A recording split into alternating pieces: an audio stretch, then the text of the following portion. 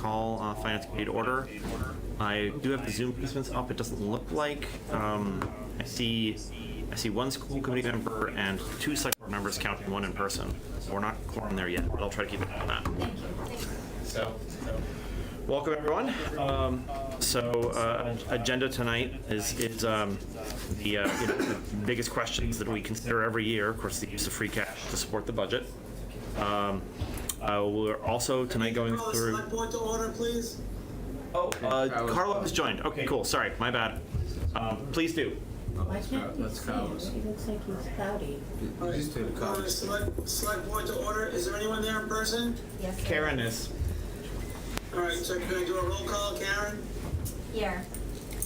Chris? Here.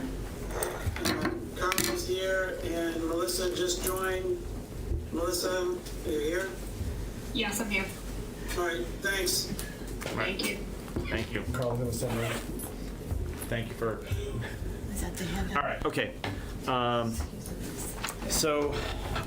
Finance Committee is not yet hybrid, although we are expecting one to join hybrid eventually. But for now, I won't do a roll call since we're all here. I actually don't know what the protocol is if we become hybrid in the meeting. But all right. So, we are here. Okay. So I will go ahead and do a Finance Committee roll call since we are now hybrid. Give Emily a second to unmute, and then Emily Sisson? Here, sorry. No worries. It's 2 minutes after. This whole starting on time thing is not how things work at my job. Jeffrey Gorham here. Ed Ross Here. Joe McDonough Here. John Sullivan Here. Marianne Downing Here. Mark Zarro Yeah. and Joe Carnahan here. All right. So I was just starting to recap the agenda. We have liaison reports. We have discussion of use of free cash for the budget and voting on that. And then we are going over the subsequent town meeting warrant. We've also been asked to appoint a representative to the newly forming Eastern Gateway Steering Committee. And then we should talk about planning Financial Forum 2, which is only a few weeks away. So let's get started. Does anyone have any liaison reports? So the school department appointed Phil Littlehale as the interim director of finance to replace their intern who left on somewhat short notice. So they expect him to help them out with their plan for the budget cycle.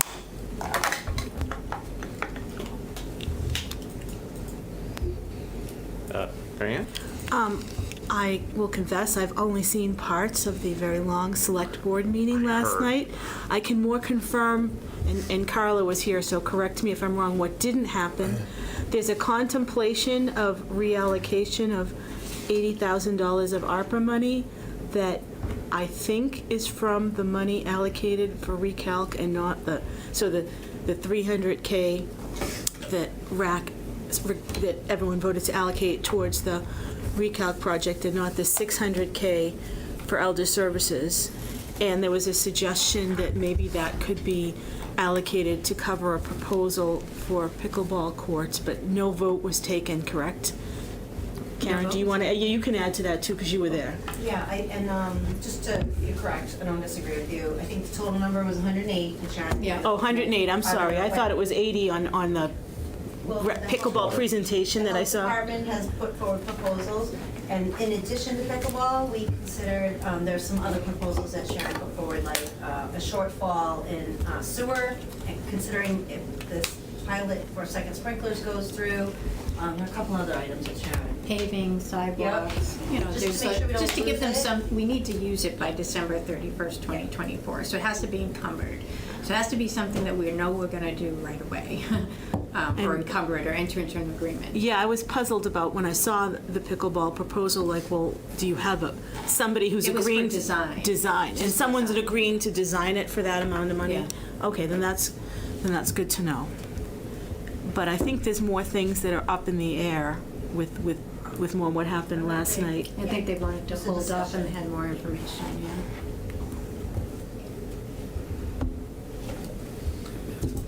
Anyone else? I Yeah, can add on please. to that a little bit. Go ahead. I talked with Jenna a little bit after seeing pickleball on the agenda, so I wanted to get her perspective.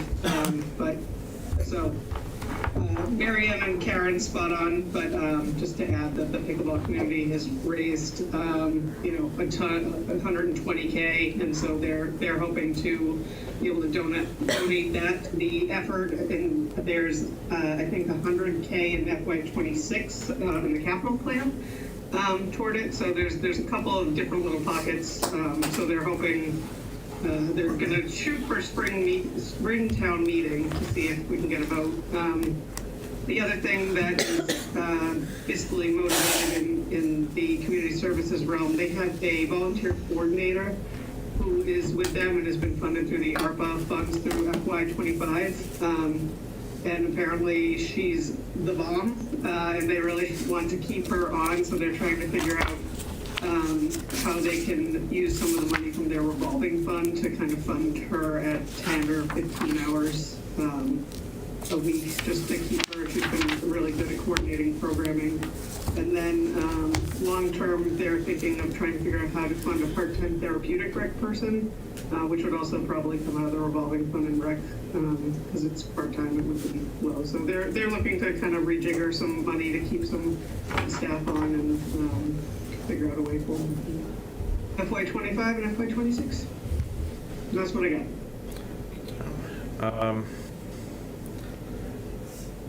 For my part, Ed, go ahead. Just in the Killam School Building Committee, met last week. Still on track. We are, they had a presentation in front of MSBA, waiting to hear back for that at the end of the month.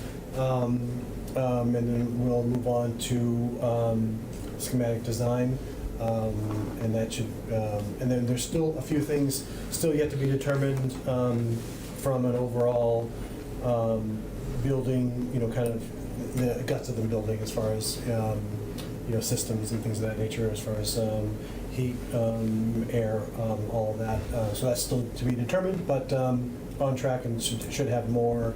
I think our meetings are going to start to pick up a little bit more as they get closer to working on schematic design. We should also hear back from the MSBA on the approval. I think everyone feels it's a foregone conclusion, but we should be able to get official word. I think it's later on this month. I think it's the 30th. Am I right about that, Matt? I think so, yeah.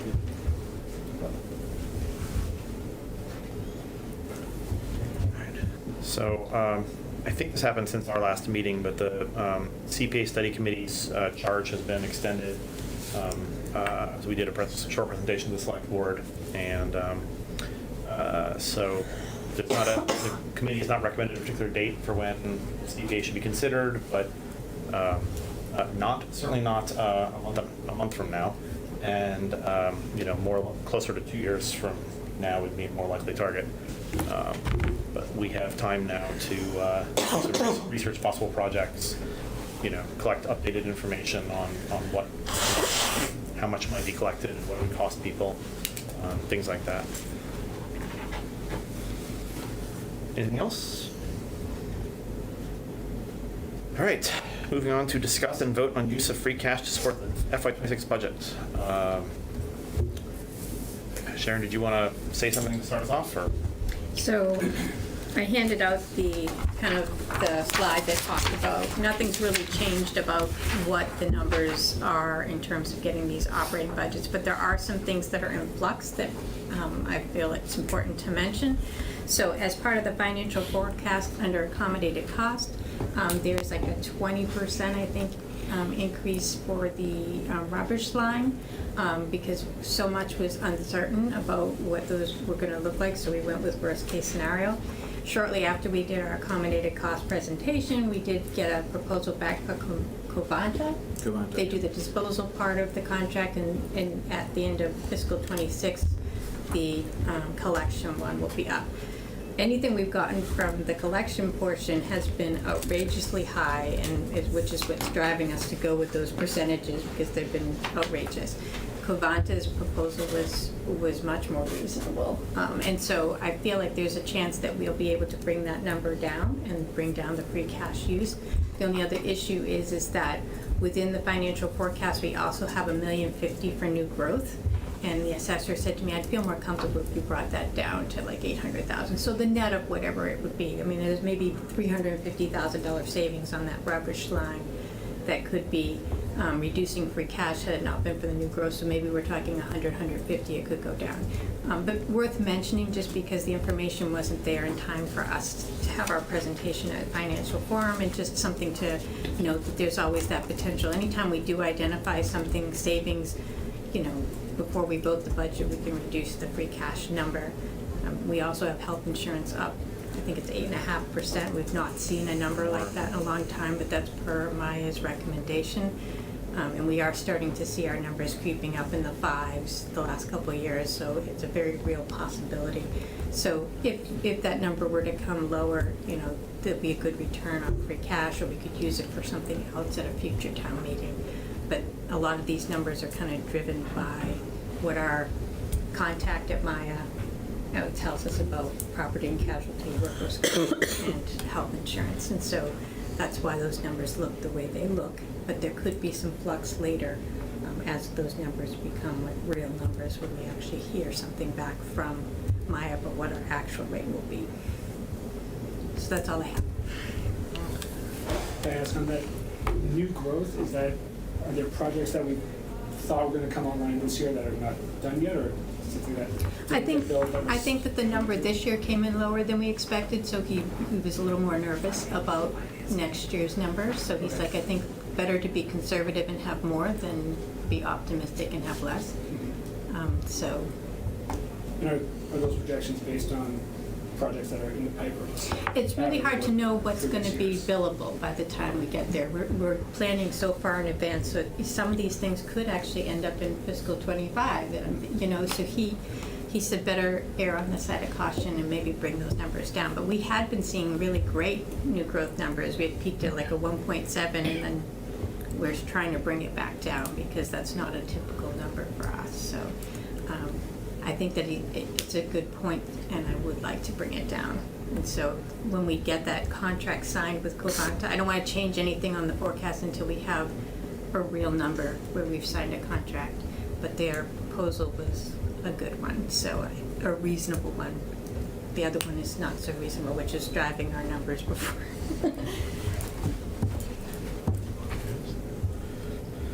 So let me just open this up for comments and questions and thoughts on this. I can talk, but you better not let me. Jules, can I jump in? Please.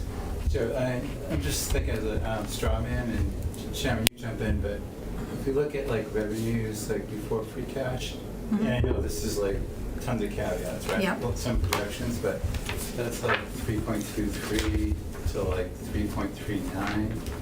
I mean, just as a straw man, when we start at something like 3.3. What numbers are you looking at? I'm sorry. Oh, I'm sorry. The budget, like that's in the packet.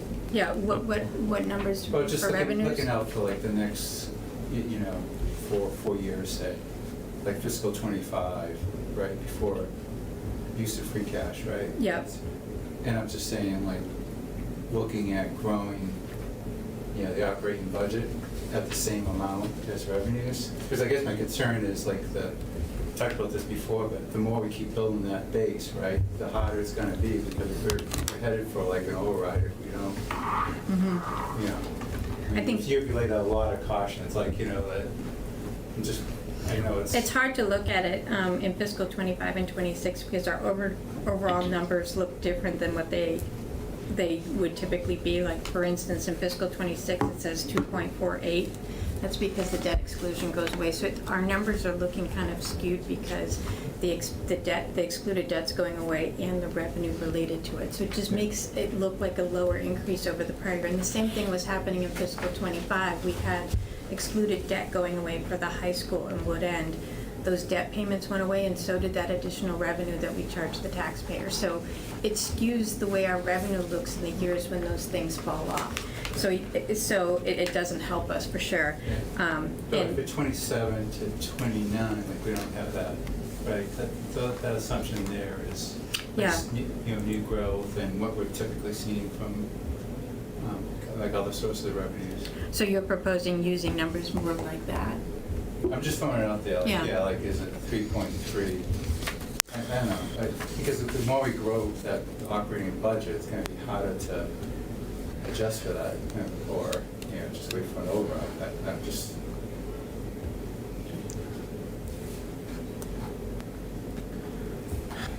What do we have for regeneration for the, So the 5-year average for regeneration is about $6 million. And last year it was, it's not certified yet, so I Right. can't say they're gonna hit us with something I didn't count. But it looked like the regeneration was at 7 last year. But also in that number was about $350,000 from finally getting FEMA money for the pandemic. So years ago, that actually was spent out of our general fund, so went back to the general fund. So there are always these little things, these little surprises that come in. I mean, FEMA is one of those things where you could have a storm and it could be 2 years later and you're getting money. So we've already paid all the costs and the money comes back, and something like that is happening in fiscal '24 that you can't count on happening in the future years. But 7 is a really high number for us. I've never seen a 7, so I don't want to count on a 7. Yeah. But our 5-year average if- is about 6. if the average is 6, and, we just heard you say we're gonna budget conservatively on the new growth, right? So. I tend to be conservative Yeah, a lot by of our nature, so. revenue assumptions are conservative, and that's why we end up with the regeneration. So I wouldn't have a problem with, I would think that actually we probably should use something closer to 6 million of free cash, since that fits the long-term average. Jeff, are you saying the use of free cash at 6? Yeah. million. Yeah. Well, the other thing that we talked earlier, I talked with Sharon earlier, the amount of interest is still high, and the budget is about half of what it's been running. So there's Try still. not to count on the interest income, because Yeah. when it's But high I think like that that, it'll be it's lower not next gonna year, stay but- that way, so we don't wanna be counting on it. Yeah, but yeah, there's definitely more. But still, if there's a couple of million that's not in the revenue line for that, so we're gonna regenerate. It's not, I mean, you still have 2 million in the budget, so we're not gonna Yeah. be off by 50%. Yeah.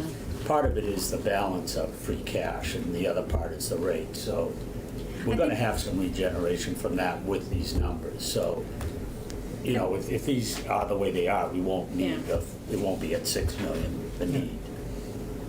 I think that we've always kind of been on the side of very conservative in terms of, we look at our revenue numbers and we pick numbers that are realistic, that we think are very attainable, and we know we have the free cash. And so that's why we regenerate the way we do, because the numbers do rise, and you just don't know what numbers are going to be in the next, we're building a budget for fiscal '26, it's, almost 18 months away. Yep. So you don't know what the economic environment and all that's gonna be when this budget actually unfolds. And so we tend to be very conservative, and we know we have the free cash. We don't know what each one of these revenue types are going to be. And so I think that that's always kind of been the practice, and it's worked in our favor. I dread when it doesn't work in our favor. But the numbers of free cash that we're using are higher than I've ever seen, so that in itself makes me nervous. Yeah, I think the other side of that, but that is true. But I also think, to your earlier point, we're also regenerating, at a clip that's, I think commensurate to that. So like, even if the net is still net negative, you're not regenerating more than you're using, it's still, kind of probably more in line historically with what you would use from free cash to supplement. So, again, I know that there's been a lot of, good, kind of positive work that's happened, kind of renegotiating, kind of contracts both on the school side, on the town side, from that perspective. And I think it goes a long way to say that, all of those were done without any drama. They were done, kind of on time, early, and if this is the byproduct of it, where we're using a little bit more free cash on the front end, with kind of collective fingers crossed that things regenerate. I think that's kind of a positive, and then we've also, I think the level of service that we are as residents are getting from both the town and the numbers from the schools are super positive on both sides of it. So I think, from my perspective, having something that's, in the 3.5, 3 3/4 range as far as, a supplement to budgets, I think is, kind of on target with what we've done historically, and kind of allow the town as a whole to kind of, continue supporting the staff and the services that they provide to the community. So, but that's where I sit on it, based on kind of a lot of the being able to kind of look based off of Sharon's numbers, and then also kind of just taking the wider view as far as the positives that are happening kind of across the community from what we're getting from the town and the schools. Just so if I'm understanding with this, with the regeneration and free cash, is this essentially at this level of use, like say we're using approximately 6 million and that's around the regeneration, that's going to keep the free cash balance from growing or keep it the same? You notice how it's been creeping up a little bit. It could decline, we don't know what the future holds, but the more you use, the more likely you are to see the number drop. And so these numbers do concern me, just because they're large. Right, and I think, as I pointed out, talking to a couple of you earlier today, and I did send this to the chair, like, the inflation is pretty inherent in the free cash usage numbers now this year compared to last year. I had done it, I can't really get this on camera, where I was looking at what you said for FY25 versus 26, and a 3.5% support in FY25 would cost us, 3.89 million, and now it's costing us 5.8 million. And I know there's regeneration, so it doesn't look like that, but still there's 2 million of inflation in there that we're not gonna, if that continues, we're not gonna be able to sustain that either. We've had so many years of just inflation all over the place, all over our budget, so it's been rough. I mean, we've got a lot of things going on with inflation in terms of even like with the vocational school, on top of like probably increased tuitions, we have capital that's being charged to us because they're building a school, and that was an additional $260,000 on our budget. And then we're hit with almost every accommodated cost going up a percentage out of the ordinary. And then it all wraps into a budget that looks pretty normal because we have excluded debt falling off, and it makes it look like it's a tame number, but it is anything but tame. So it's a hard budget, that's for sure. But in a position where it's in a different time, this is a much harder conversation, and we're fortunate in having a lot of kind of good fiscal management. So in a time when we're lucky that we have the balances that we have, that we can weather this, and I feel we can probably weather it pretty well, and we're not putting the town's finances in major jeopardy.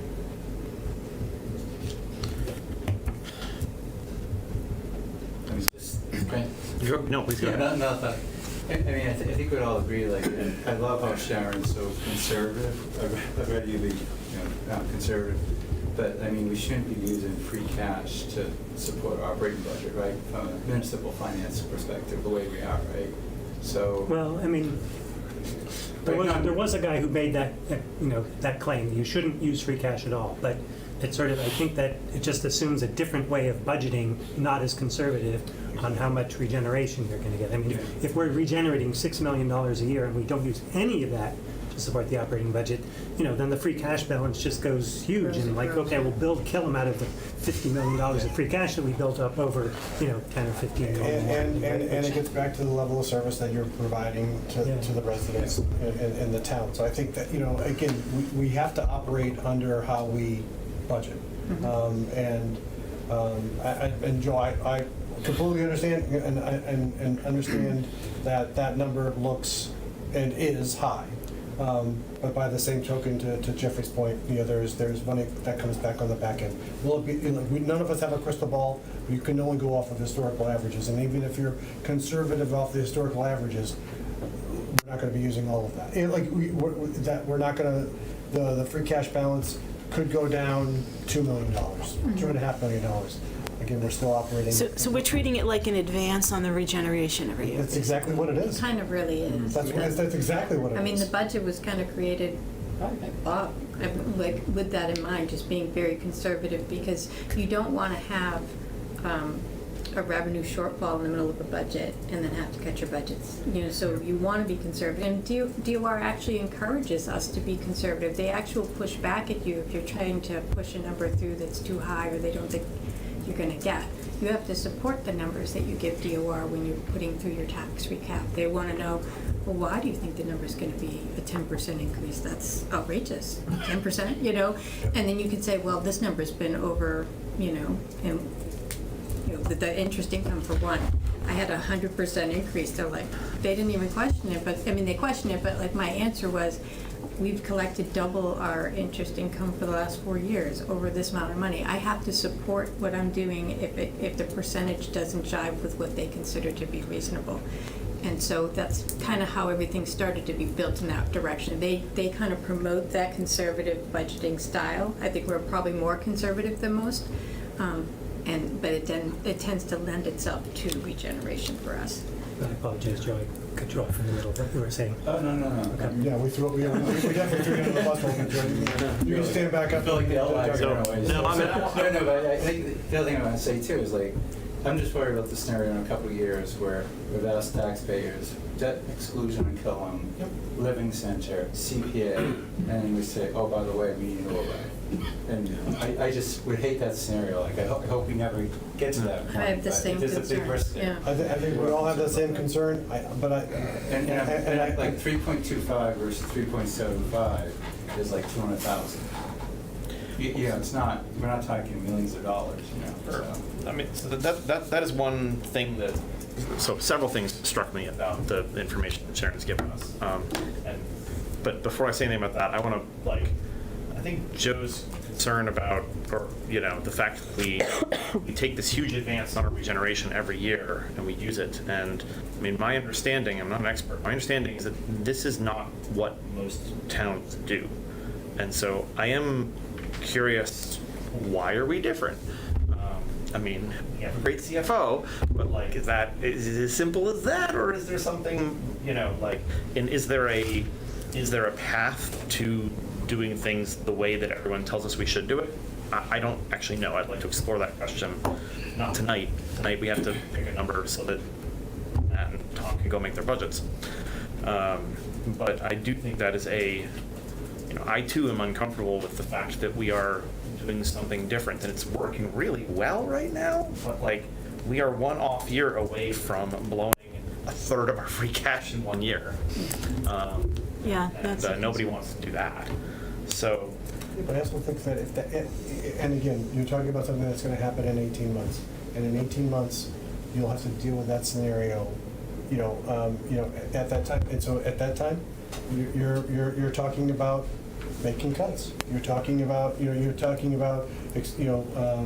I think that's, and we're always, we're putting it as a point in time, but that's what this staff does every day. That's what they're managing every day. They're looking at it, what's happening. There's a perfect marriage between how the town's run and how it's financed.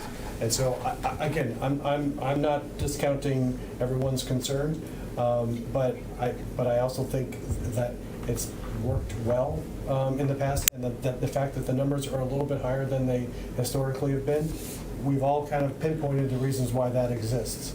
The one thing that I'll just kind of follow on from Joe's point, we should have this conversation about everything that's going to be put in front of the taxpayers, at some point in time. An override will come at some point.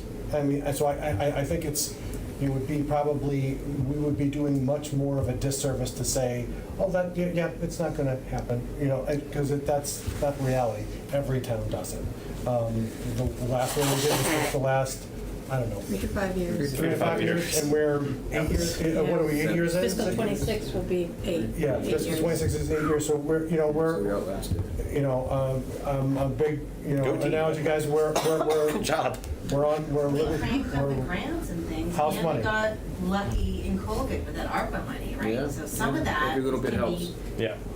repeated for the future, Yeah. but some of it Okay. can't. I mean, that helped too, having all that federal money, but in some cases it hurt us in some ways too, because when the money goes away and you've created positions and things like that, you have to build that in. Your bases come higher now. So, I mean, during the pandemic, we were very fortunate to have all that money, but some of those positions are still necessary, and we had to, you know, cover that in the next years to come. So it's difficult, for sure, not most comfortable, but the thing that concerns me is that the $7 million override we asked for failed, and we're already at these numbers, you know, so that's the other thing, so. I mean, I'm, of course, every house in town also got twice as expensive in that time, so I'm not even sure what the impact is of the $7 million override at this Yeah, point. I don't either. So, yeah, I mean, the other, Joe, you made another important observation that I was going to make if nobody else did, which was that all the difference between the numbers on this, I'm pointing at Sharon's 26 free cash usage slide.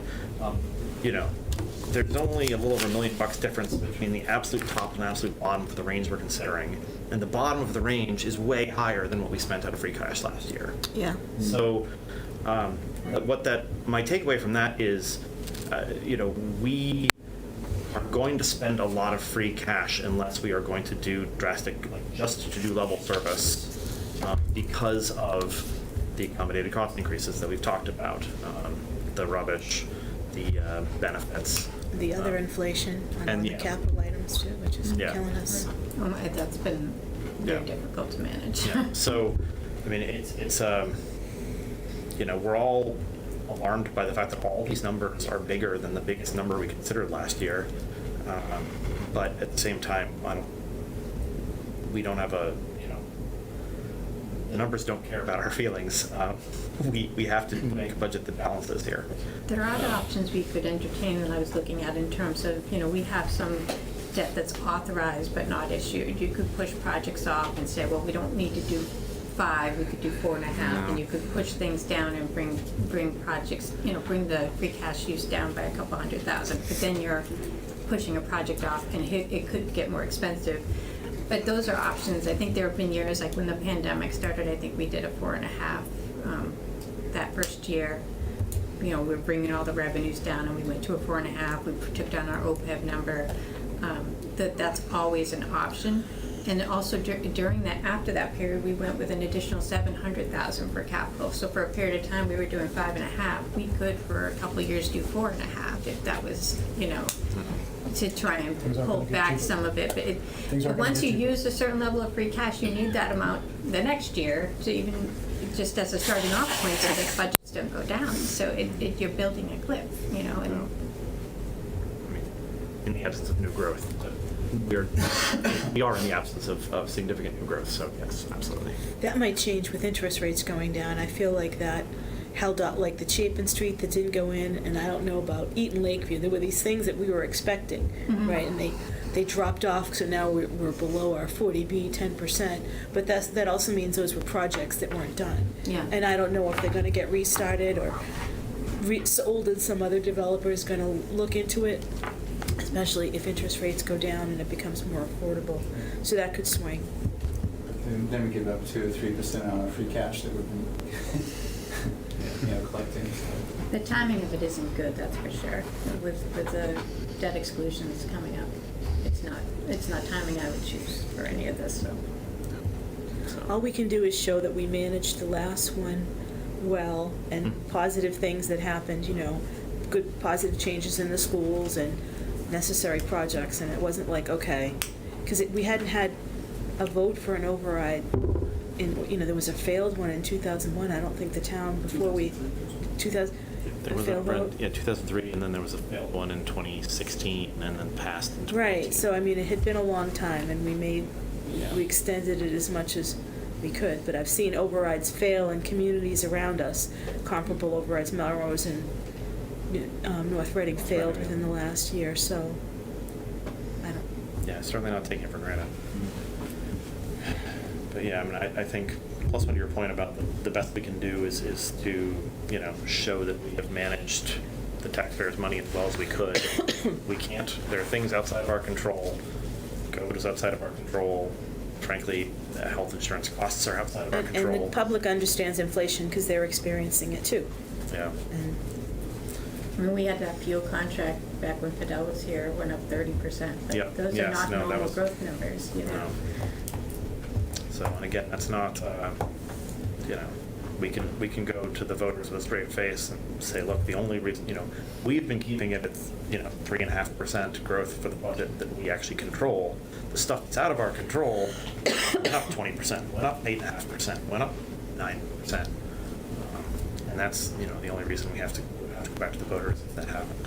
so 2.5% would be the Prop 2.5, where we're allowed to go up like that amount of growth, which is below this. I'm not saying we do that, but that's the lowest we can credibly keep moving forward is 2.5. Oh, you mean the, I mean, like growth in operating budget, not usage. That would be pretty tight because It would we be. have so many contracts. Yeah. We just negotiated If you're contracts promising bigger. contract numbers higher than 2.5. Well, yeah. I mean, it was, definitely the union contracts this last time around, because of inflation, the unions Right. were pushing back stronger for Yes, higher numbers yeah. because they're feeling it in their pocketbook too. understandable. And my understanding is that's, the contracts we did were, just getting us in line with peer communities. It's not like we're splurging. So, Well, and we managed to avoid strikes anyway with our Yes. with our staff so far, which other communities were not able to do. So.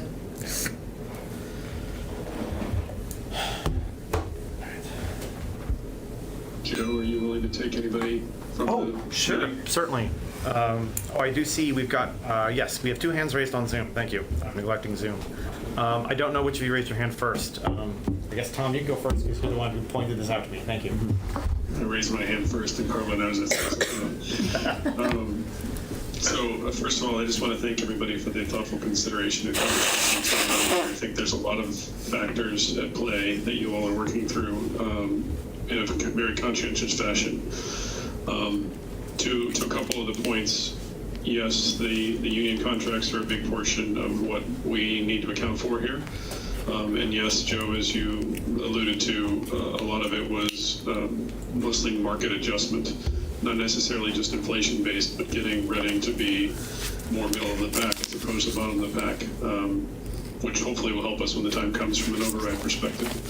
With that said, I do think we should be really conscious of trying to avoid an override as long as we possibly can. I think the perfect storm item that Joe's putting out there is one that is almost too realistic right now as we look at the forward next couple of years with the Killen vote, the senior center vote, potentially a CPA vote, and then adding on a potential override vote that is going to be bigger than the vote that didn't pass, most likely, last time. Consciously, as you look at your operating at the total budget, if we look at from a percentage perspective, we're going to that free cash number is going to just keep going up and up and up. And I think Sharon kind of had a slide last time, if I recall correctly, that showed what that projected number would be over multiple years. Where next year it's more like a 7 million, and the year after it's more like an 8 million or something like that. When you talk about 3.5% number or something as a range, so I would encourage you to continue to be thoughtful about that. And I heard a couple numbers people throw it out. Joe, I think you threw out like 3.25. I think I heard 3 3/4, somewhere between Jeff and Ed. There might be a compromise there at 3.5, just as something that works. I think from a school perspective overall, we're pretty confident that 3.5 can work for us. So if that helps at all, I don't know if it does. But anyway, I just wanted to put that out there. We need to do as much as we can within reason to extend the override conversation as far past some of these upcoming capital votes that we know are coming. While the public may be willing to say, yes, there's been inflation, they're going to say they've already dealt with that inflation, and now we're asking them for more inflation from their perspective. So that's just a reality that we have to deal with. I think most people in that room were through the 2016 failure, and they saw a lot of the feedback. So that's a difficult conversation to have, and the longer we can avoid that conversation, the better off we'll be. Thank you. Thank you. Carlo. Thanks. Yeah, I echo Tom's remarks as far as the conversation that's been going on, but, and I'm not sure if Sharon brought this up tonight about the trash budget that's going to at least double. And that's coming, and that's very, very real. And we don't know how much more than double. So I think whatever number you settle on, I hope you'd factor that in at a minimum, because, you know, it's so volatile out there that when we go out to bid next year, we don't know what's coming back, but we know it's going to be double. So I just want you guys to keep that in mind. You know, the old word is real, but as Tom just said, you know, well, we've all been hit hard with inflation, and next year when we have these votes in 25 and 26 on the two big projects, and you know CPA is also going to be in 26 so far, I think the taxpayers are just going to really push back, and you know maybe it'll fail the first time and pass the second year like it did, but I just worry that too much. I'm always on the conservative side anyway, as far as finances go, like Sharon, but I think the trash piece of it is a big one. And never mind other emergencies that we have with water and sewer and you know, anything else operationally that we have to deal with. Everything costs more. You know, you guys are gonna go over the warrant, and it's not because of cost, but the high school flooring is going to be on the warrant, and they're just asking for a different kind of flooring, and that's just increasing the price. So it's not really inflation related, but I'm sure there's some cost inflation in there, obviously. So that's all I have. I know you guys are going to do your thing, but I just hope you keep that in mind. Thanks. Appreciate the comments from both of you. And yeah, I'm looking at, I can't show you my screen easily, but the broken out accommodated cost forecast that Sharon produced, and she said it's a, you know, she forecasted a, you know, $500,000 increase in the rubbish line next year, and then another $250 increase after that, and then 3% increases after that, because presumably by then we're in a new contract, but it's going to go up a lot before it levels off into the new contract. So yeah, that is exactly why these numbers are so scary, and that's why, like as Tom pointed out, I think Tom, you're probably referring to, I'm guessing you're referring to the free cash projection spreadsheet that Sharon projected, which is, again, one of my favorite tools here, and yeah, that includes some terrifyingly huge, like you think 5.8 million for 3.5% is a lot. Well, then you look at the projection for 7 million the following year, and it's because of, it's the same reason these skyrocketing accommodated costs. Yeah, I think that's what I was referring to, Joe, is that forecast of what it's going to look like in the years out if we maintain a 3.5 number or something else like that, what that looks like. Yeah. So And those are things we have to at some point, we're going to have to, I guess the question, I mean, to some of the points Ed was making before, at some point we're going to have to really start tightening the belt. I think the question is, do we want that to be an extreme tightening, or do we want it to be a controlled, gradual tightening? And we can, in my mind, we can do a little bit more of a controlled, gradual tightening if we keep the number here at like 3.5. Then if we keep going to a 3.25 or 4, at which point we end up hitting a cliff, to Sharon's point from before, and we have to come in at 2.5, and it's an extreme tightening. So I think that's the other way to think about it, is how do we manage the tightening in a way that we can limit the service disruption in the process of tightening over a period of time. You mean like wean the increases down gradually?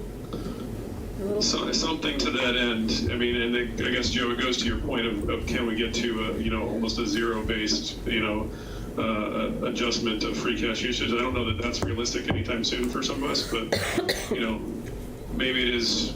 Maybe we keep the overall number 5.860, whatever that is, at a relatively static level, but the percentage goes down over time or something as a result of keeping that free cash absolute number instead of percentage number level. I'm just brainstorming right now, because it's obviously, I don't have the tool in front of me, Joe, that you have, that, you know, you actually have the spreadsheet. I just have the packet. So something to think about, just to see if we can control that decrease instead of hit a cliff and have to hop off the cliff. I think, Tom, at that point, it's just mirroring what for the town and for the schools, what the priorities are, and weighing, weighing that, which I think is, it's an educated assumption, is happening all the time. So I think it's, it's one of those things where, there's, everything is, aspirational when it comes from, what you want to be able to offer, the residents, whether it's from the town or the schools, and you just have to marry that to what you can pay for, and striking that balance. And I have a lot of faith in leadership to be able to do that. They've done it historically, and there'll be some tightening that's going to happen. But I agree with you. I think it's something that it's much better to do it over a gradual basis, knowing, and I think that's why this conversation is so important, because you're getting ahead of it. And so everyone knows that that's what we're going to be operating on when we have this conversation next year. Those are the types of things that you'll be looking at. So again, I have a lot of faith that we can handle it that way. We've done it historically, but it's a different conversation than it has been in the past. But I think that the team is well positioned to be able to handle it. Sharon, when you come up with these ranges, do you look and say, okay, I'm not going to propose a % increase that is larger than 80% of the average regeneration per year of the last 5 years, like something like such that we could cap? If we want to take a chance and saying, okay, well, regeneration, we can't always predict it. But I don't like any of these numbers, to be I know. honest. So, to be conservative, if you said, I build the budget with the projected revenues and the accommodated cost, and then that what an operating budget would need to be. Like the free cash ends up being kind of the plug in some ways, because some of the numbers you just can't control. The accommodated cost cannot be controlled, and they're the things that have to happen. unless we change benefits or something. Or, if there's a tendency to want to increase your revenue projections to make this all work, but then you put yourself in a spot where we could be mid-year, trying to cut our budgets because we're having a revenue deficit or having to add the free cash then anyway. So it's a hard thing. None of these numbers make me happy. This is not something I would love to recommend, but there really isn't much choice.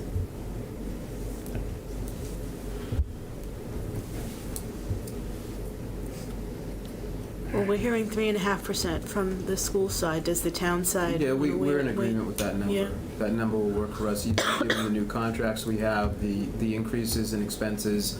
We thought about it, met with Sharon about it, I've talked to the school department about it, and we are comfortable with the 3.5%, and would hope that that's what you decide on tonight. Does someone want to make a motion to recommend a usage of $5.8 million of free cash to support the FY26 budget? So moved. Thank you, Ed. Second? Second. Thank you, John. Second. Any further discussion before we vote? Can I propose an amendment? I think so. I'm just trying to figure out how rules of order work for this. Yeah, so I'm sensitive to the town and school, but even at 3.4, I still think a slower tightening on the belt is better than, that doesn't seem what is So that, 3.4 would be 67,000? probably 100,000 less. Not even that, right? Because it's 200. It's 200 between each, yeah. So it's 60, 70,000. Yeah. Across the, 100. So making it a 3.4, just to start to tighten it a little bit more. So I'm going to channel my inner moderator and ask, is there a second for that? Well, first, would you accept as a friendly amendment? No. Okay. And then second, is there a second for that amendment? I'll second it. Okay. All right. Then I believe we actually need to vote on that amendment. yes, we can certainly discuss it first. So how much, how much, it's under 100,000 change, what is the decrease then? It's like 60 or 70,000 probably, right? Yeah. We have Wouldn't be to quite actually, 100. we have to put a particular number here, Was so. that, is the amendment just to Change it be to 5.7 million versus 5.8? Yeah. So- You could say So you don't need to 5.7. Split the difference Do you want me between to go up five? and I'll calculate the number. Okay. Oh, sorry. Well, do we even need to do that, Joe? Because I mean, It's not Sharon, percentages. well, I mean, the other thing is if I can it's grab gonna it. get voted down, then I don't wanna waste your time. The other one. That's the other aspect of It's it. somewhere in that. No, sorry, Joe, but. There was, I think, one of the select board Oh, member yeah, ones. sorry, Karen. Just a point of information, did we decide on 4% last year? What was the number we decided? Was 4%? It was 4%. It was higher, yes. So Yes, it was- we're already like sending the Yeah. message that we're, trying to be doing Yes. across. Okay, thanks. Which only required 4.26 million to do 4% operating budget last year. Yeah, that's the It'll two, be 5.8. everything's $2 million I know, higher. it's getting, yes, oh, all right, so. It's so I- about $80,000 difference if you want to know the exact Yeah. number. So, yeah, if And If with you wanna- the school-town split, that 80,000 is like, Well, it would be split 65, between town and 35. schools. right. But I mean, how much less is, what is the 60 whatever percent the schools we have? Oh, like 60, Of that 80,000. one-third, For the two-thirds. schools, it would be about Difference in their budget. $52,000 reduction He just said 52,000? 52? for the schools, which, yeah, if you think about it, that's, Town. It's like a para with it's benefits? multiple, yeah, it's probably multiple paras. 2 paras. thereabouts, all right. So, yeah, so I guess the amendment to consideration would be to change the amount to 5.72 million. So further discussion of that. All right, seeing none, we're doing a vote. So we are voting on the amendment to change this to 5.72 instead of 5.8. Emily, Yes. Jeffrey, No. Ed, No. Joe, Yes. John. No. I should have been counting. I have not taken notes. I apologize. 2 All yeses, 3 noes. I should also keep track of who, though. So that was Emily, yes. Jeffrey, no. Ed, no. Joe, yes. Yes. John, no. Okay, Marianne? No. No. Mark? No. No. And Joe, no. So that did not pass. That was 6 to 2.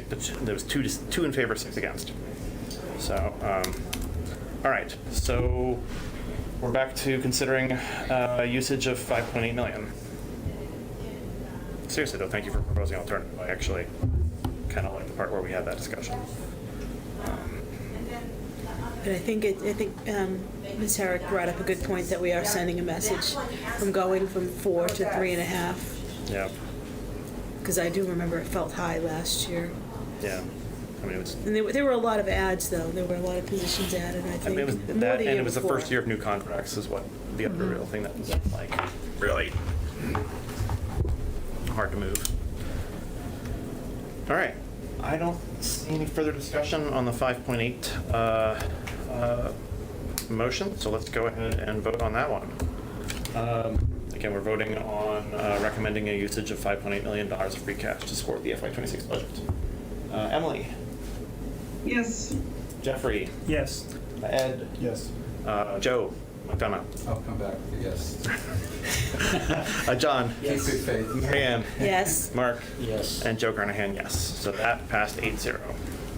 Thanks, Joe. So you have your recommendation. Right. No, this It is was a good effort, Joe. I'm here democracy for at it. work, man. This is good stuff, actually. I like it. All right. In that case, let me flip back to the agenda. And we are now moving on to the town meeting warrant. Are we going to do the floor, seeing as we have some people here to talk about it? That Oh, article we first? could take them out of order, sure. I'm fine with that. I mean, I guess I'm proposing that, or Yes. moving for that. Yes, because yeah, there's it's too not, many people here. we're not quite as organized as town meeting to have like articles that be taken out of order or whatever. We can just do it. Are there people here to talk about other articles on the warrant, other than the floor? No, not really. Haven Street, I think we're gonna indefinitely postpone. There may be a little bit of discussion on that, but Andrew may join us later on that.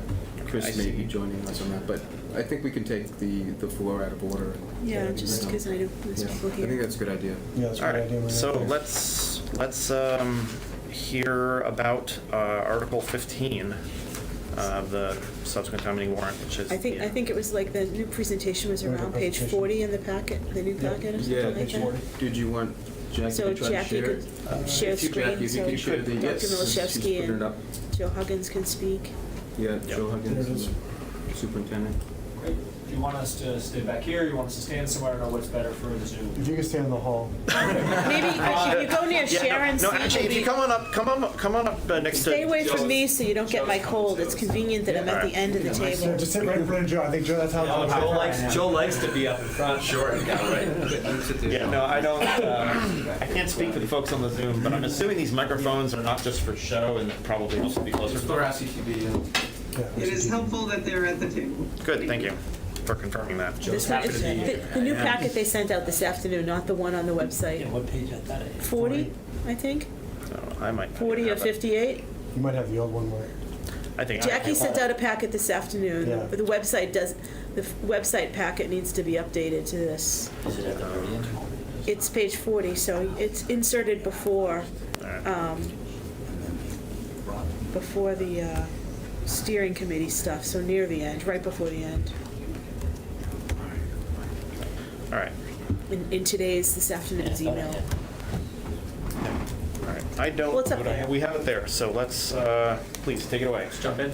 All right. Well, good evening, everyone. Nice to see you. Thanks for having us tonight. So, obviously joined by with Joe Huggins here as well, and also we have Rob Belkin from FJ Roberts Sports Service as well, president of the company, who's here to answer any of the technical questions that we will probably get into around the various services too. So, thanks for joining us, Rob. Appreciate you taking your time out of your night to be with us. I'd also like to say up front too that this presentation you're seeing tonight was not shared with Select Board last week as they discussed this article, voted on this article.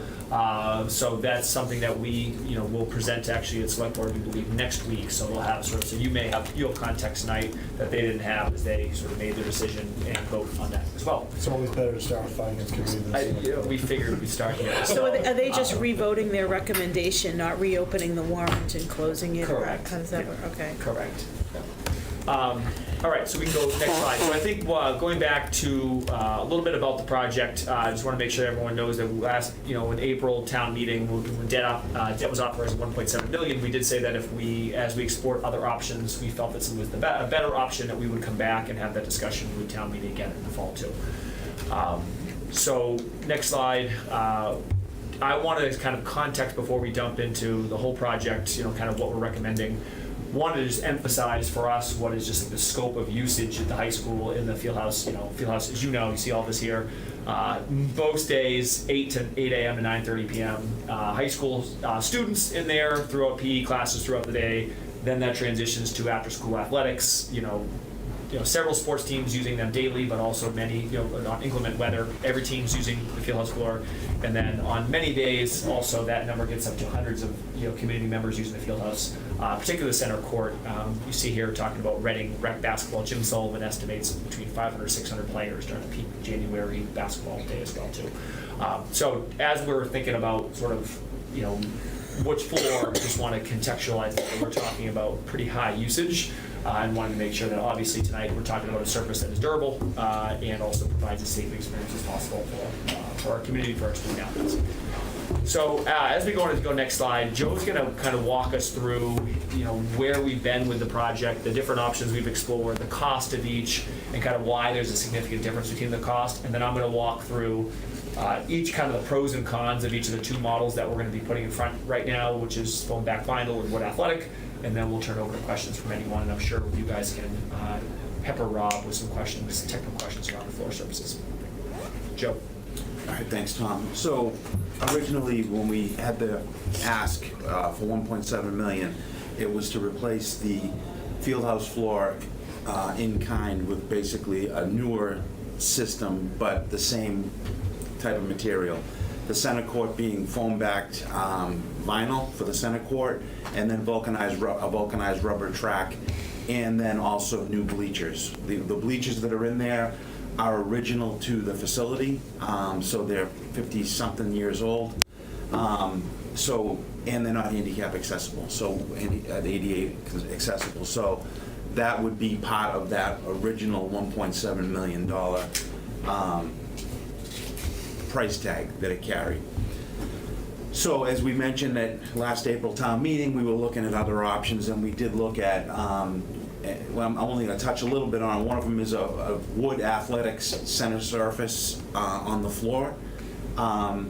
And then another system called Lumaflex, which is a synthetic material over wood that it reacts the same, pretty much the same, not as good as the wood athletic flooring system.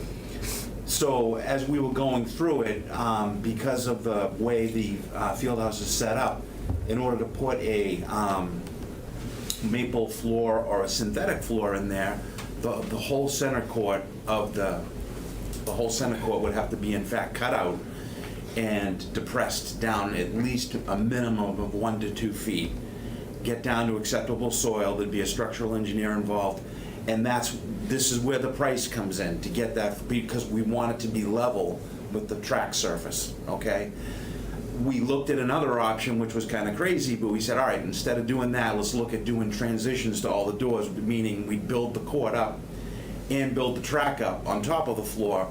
But if you've been in the field house, there's 18 doors out there, and that would mean we'd have to have transitions going down to every doorway, which would impede the kids running on the track and cross-play and all that. So that went out the window. So with that, wood is a more expensive material, and Rob can speak to why there's differences between wood and the in-kind surface. Depressing the center court does add quite a bit of scope and money, hundreds of thousands of dollars to do that, okay? And also the bleachers themselves carry a big price tag, which was worked into the first scenario. We went away from the Lumaflex system to maple hardwood flooring because we were trying to find a system that mated with the vulcanized rubber, and we wanted to see it. We weren't able to find the synthetic Lumaflex system where it mated to the rubber flooring, because the maple does move a little bit, but we couldn't get a detail on that, and we didn't want to be basically guinea pigs with the first ones doing it. So, but we did see the maple flooring system mated to a vulcanized rubber system. And also, it's important to mention that the vulcanized rubber surface that's out there right now is like 3 millimeters thick. The new system is like 9. So we would be getting a better track surface, if you will. So, I don't know how far you want me to get into that. So just so I'm clear, so like this isn't 1 or 2, you're doing 1 and 2. Like one is we replace it in kind with what's there right now, with just a higher quality version of what's there right now. Everything, so that's everything but the center court. It's including the center court. We use a newer version of the foam back vinyl that's it's more resilient. It reacts better than what we have now. That's option 1. Okay. Option 2 would be the wood athletic center court. Okay, sorry, okay. Yeah, okay. So it's 1 or 2. Oh, it is, okay, all right, Yeah. yeah, sorry, I was a little confused. You know, and it would mean us taking the field house offline. We said June, right? June, July, August, roll into September a little bit, depending on just how long it takes us to, there's going to be a cure time for the concrete. We just can't, when we drop the slab down, we have to wait 28 days before we can, move again. And again, that adds scope and it adds time. So there's a number of factors that are built in there, so. That's what we got. Can I just jump in real quick? Yep. So I think one of the things that, and maybe this is well understood, but the system that is currently there right now, both the center court and then the vulcanized rubber are the same height, same thickness. Right. So they match up. They match up well. What you're looking at right now are only options that would go in the center court. The foam back vinyl would pretty much match up with the vulcanized rubber that is not being discussed here right now. That is going to go around the floor. So the foam back vinyl would be the same height. So you wouldn't have to cut down into other concrete. The wood athletic is going to be a thicker system because you have to build a subfloor and you have to. So with the wood athletic, the cost increase. I mean, wood itself is more expensive than a foam back vinyl, but you also have that extra excavation associated with the wood athletic option number 2. Great. So we're going to now walk through, if you go next slide, Jackie, we're going to start to walk through a little bit of just, why are we recommending the surface that is the sort of the more expensive surface, which is the wood flooring. And I apologize, somehow it looks okay, I think, in the packet. It got messed up here, but I'll walk you through. So I think you'll see tonight we're going to break it down into 3 factors that we think relate to safety factors that favor the wood floor, and then 3 other factors, quality factors we call them, that are at play. I'd like to take a step back before we get on the safety piece and just share, for us, I've had a lot of questions in the last couple of years of, is the current floor unsafe? I think is saying. I will share that we have had, injuries on the floor. Can I share that those injuries are exact, result of the floor that we have? I mean, I can't make that certain for sure. What we can say is we know that the floor that we have now is not as safe as the floors that we will be installing. And I also can share this that we feel, and I think Rob would agree, a significant difference between the safety of the wood floor and the vinyl floor. Given the high level of usage of the floor by many of our community members, by many of our student athletes, I, of course, have to advocate for us investing in what we feel is safest for our student athletes. And unfortunately, many people in this room can put a face to the, to the numbers you may hear of injuries that we've had in the, on the current surface. So I just wanted to emphasize again, there's a lot of factors at play, but for me, it's most important the safety of our student athletes, our community members, and ensuring that when they are in the field house, we can give them the best chance of remaining as safe as possible during their playing experience too. So if you go through, there's 3 factors. Now I'll quickly give a high level on each, and I'll let Rob kind of go in a little bit more of the technical. So you can go next slide. Jackie, first safety factor, you'll see that, and Rob's helped us to put this together along with we did our own research on this, obviously, and then Rob has helped guide us through this. First is around shock absorption. You can see the difference sort of categorized up top by foam back vinyl and wood athletic, with the ideal percentage of being like 50% absorbed. You can see foam back vinyl sitting at 22 to 33%, which is considered good, but very good for the wood athletic, which is more than 46% absorbed. Rob's been I think has emphasized to us the impact of this, of being close to the 50%, is to be able to lessen the impact or the potential of overuse injuries. Shock absorption isn't always necessarily related to the catastrophic knee injuries, other injuries, but again, for a lot of our students who are having wear and tear issues, overuse injuries, having a surface that has the higher percentage of shock absorption is the way for us to be able to support them and ensure a safer experience. Rob, anything you want to share in shock absorption? Yeah, no, that's right on. Shock absorption is more of a long-term issue, so you're mitigating the likelihood of sort of nagging overuse injuries over the length of time that the surface is being used. We can go next slide. Second criteria that we had looked at, and we can answer questions after too, is energy return. You see kind of highlighted at the bottom is it's important to have balance between the ability to absorb shock and also return the energy constructively in terms of that ensuring a safe surface. Rob, and others have categorized generally the foam back vinyl as sort of okay in this category versus wood athletic, which is they think kind of very good in this category.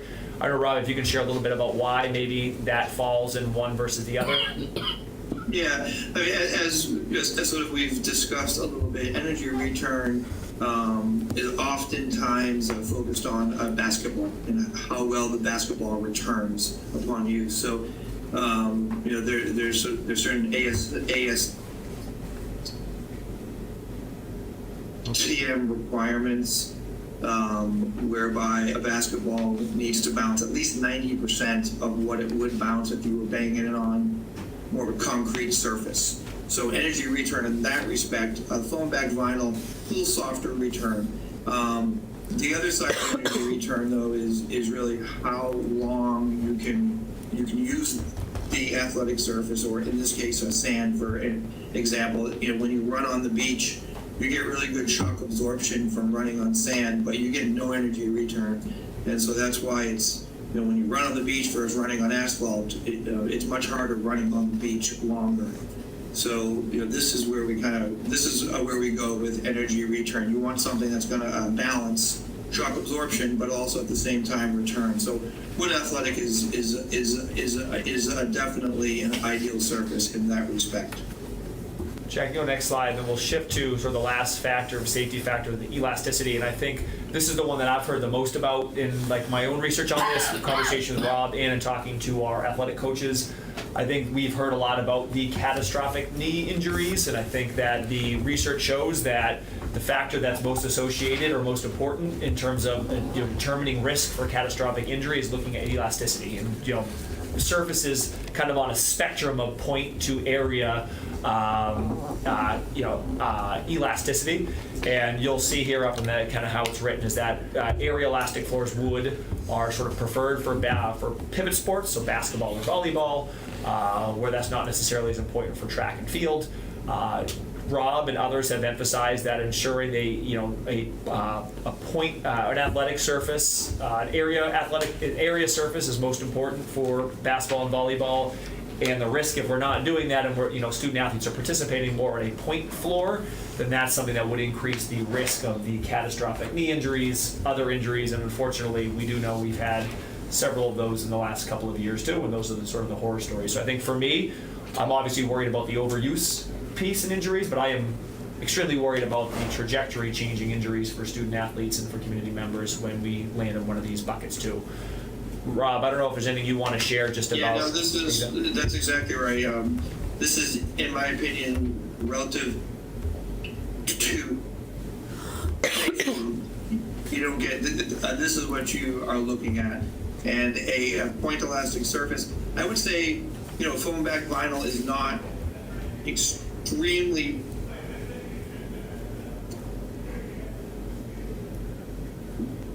point elastic, whereas like say a urethane is.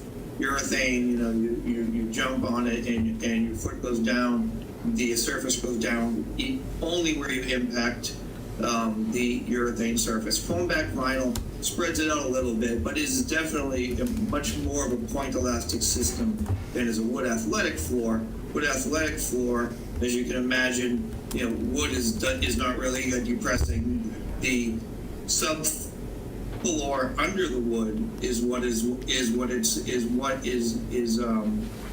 lowering upon impact, and so the foot doesn't get stuck in the surface because the depression happens over numerous feet, and certainly not where the foot impacts the maple or the hardwood. So wood athletic is like a classic area elastic surface. And I'll just add in conversations with the varsity basketball and volleyball coach at the high school, they've said that the injuries that they have seen in the last couple of years, they use the word like stuck. It feels like their knee gets stuck. And ankle sprains. And all that. Personal experience. All that, exactly. So you can go next slide. So I think, again, the primary factor for us in recommending the wood is the safety, but I wanted to quickly touch on just a couple of other factors as well. One, durability for rolling loads, sort of the foam back vinyl, not being as strong to be able to handle, on non-athletic requirements for heavy lifts maybe needed on the field house floor, where the wood athletic would be stronger. We do know there is some, one of the downsides of wood is it can be scratched up in a little bit of ways too on some of the other activities. So I think just oversight of how the floor is used with a wood surface would be really important. But again, for the rolling, for the kind of for the heavier rolling loads, the wood surface holds up a little bit better. Rob, feel free to jump in anything before I go next slide, or if that's. Yeah, no, that's right on. I mean, you still have to protect a wood floor as you would any surface, but if there are gonna be rolling loads on a surface rather consistently, then your foam back vinyl is certainly not the way to go. We do things like we'll use a bleacher block, for example, where the foam back vinyl, if you're using a foam back vinyl surface, we use a bleacher block, which is a completely different surface where the bleachers will be coming in and out. I don't think you have that effect here, because I don't think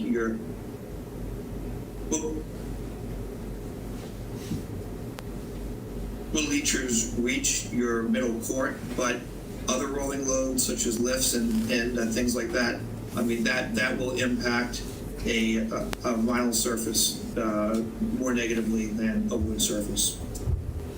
Jackie, you can go next slide. I think this one has been really interesting. I mean, in addition to the safety, another factor I think is most important is the durability and how long the floor is going to last. Rob's guidance is sort of aligned to what we found in research is that maintenance of a quality maintenance of a wood athletic floor should last around shelf life around 50 years versus a foam back vinyl of around 20 years.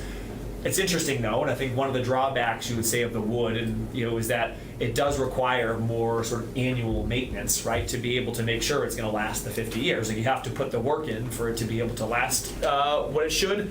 But at the same time, if you take care of the surface, it's one that the community can expect is going to be, up and running for a significant period of time. I do also think it's important that something we've talked about is that a downside of the wood athletic is having to make sure that catastrophic water damage would be more impactful for sort of a wood surface than it would necessarily for foam back vinyl. Similarly, like a humidity or other conditions like air conditions, it's really important that those are addressed or mitigated as effectively as possible, because those can affect a wood surface more than necessarily a foam back vinyl surface. But from conversations with many in the field, we could feel comfortable if we take good care of the floor. If you look at how our facilities team takes care of all of the buildings, I have every reason to believe that things would be kept in tip-top shape. That this floor is something that would last in the community for a significant period of time. So you mentioned the bleachers that were original for 50 years. Is the floor that's there now, has that been replaced in the 50 years? Yeah, it was replaced during the renovation, 2005. Okay. So it lasted about 25 years each time. Okay. Can I ask, are we maintaining any wood floors in any other schools right now? Like I'm trying to remember Parker, I think it has a wood floor. Parker, Wood End, Coolidge, Barrows. So you can, so we're successfully doing that, and you can project. We know what it would costs and what it takes to maintain it. Okay. Yep, and we generally do them every summer. Some we do every other, but the ones that get the heavy play, they get done more frequently. So. Joe, what about like Birch Meadow? Is that foam? Because that's pretty beat up, right? I don't know how old. Birch Meadow is that's rolled sheet goods in there. It's like a synthetic. It's a vinyl surface. Yeah. Okay, so it's different. And that's not even like that's not a facility that we rent out either. That's just it's a very small gym over there at Birch.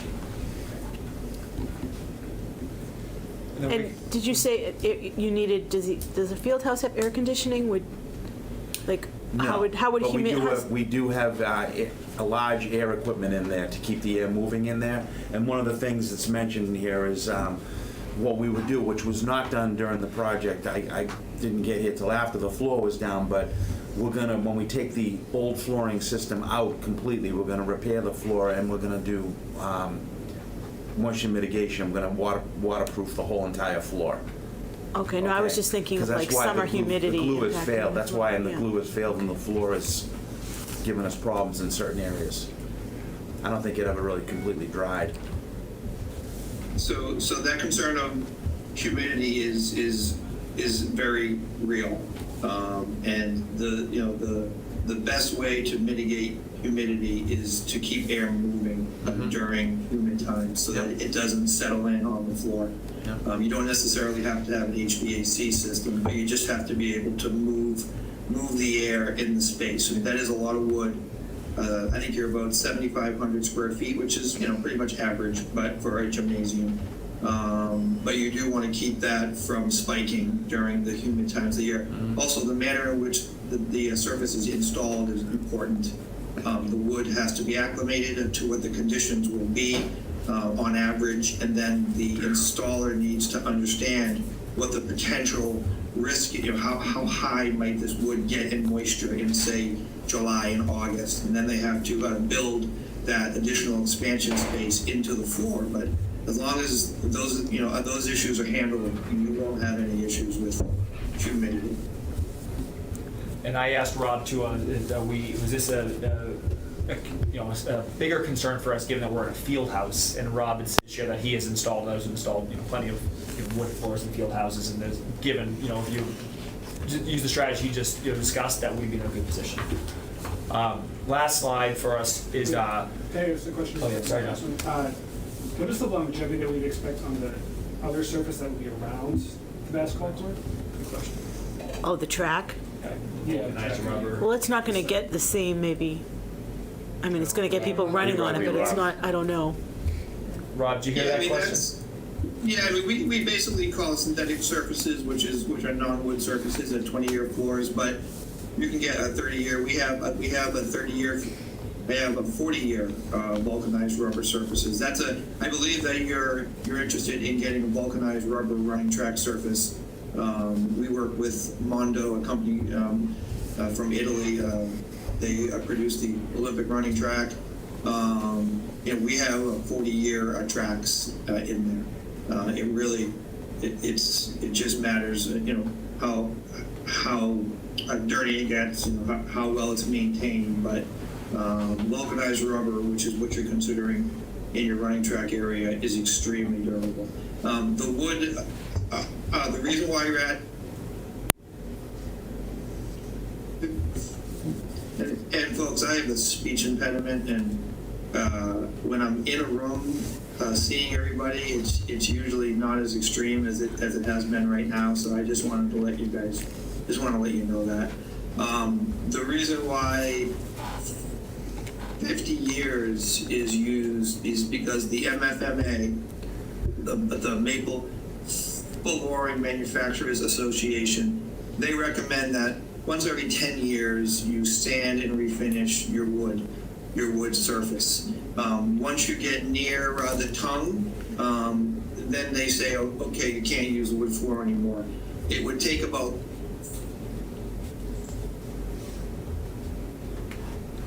5 stands for you to get down near your tongue. Now, most of my clients will not sand their wood floors every 10 years. It's generally 15 years, some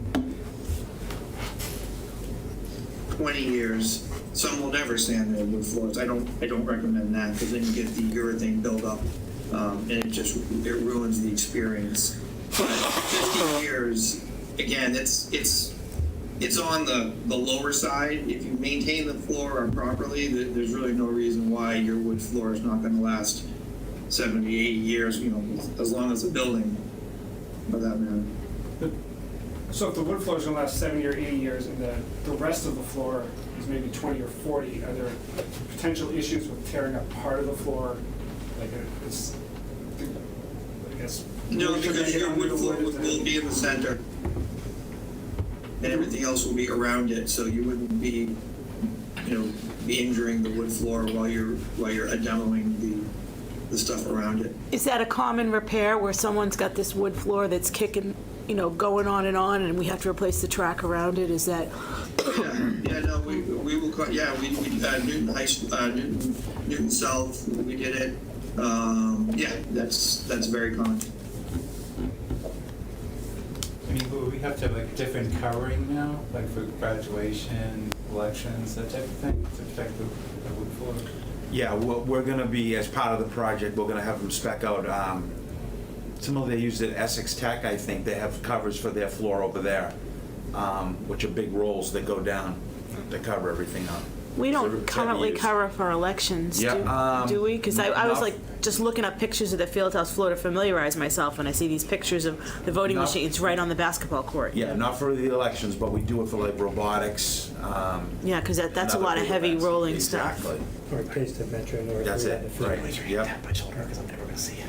Oh, I think, we have a member of the audience. I Two members. saw a hand from Karen. Sure. Thank you. I appreciate this, since the select board hasn't seen this yet.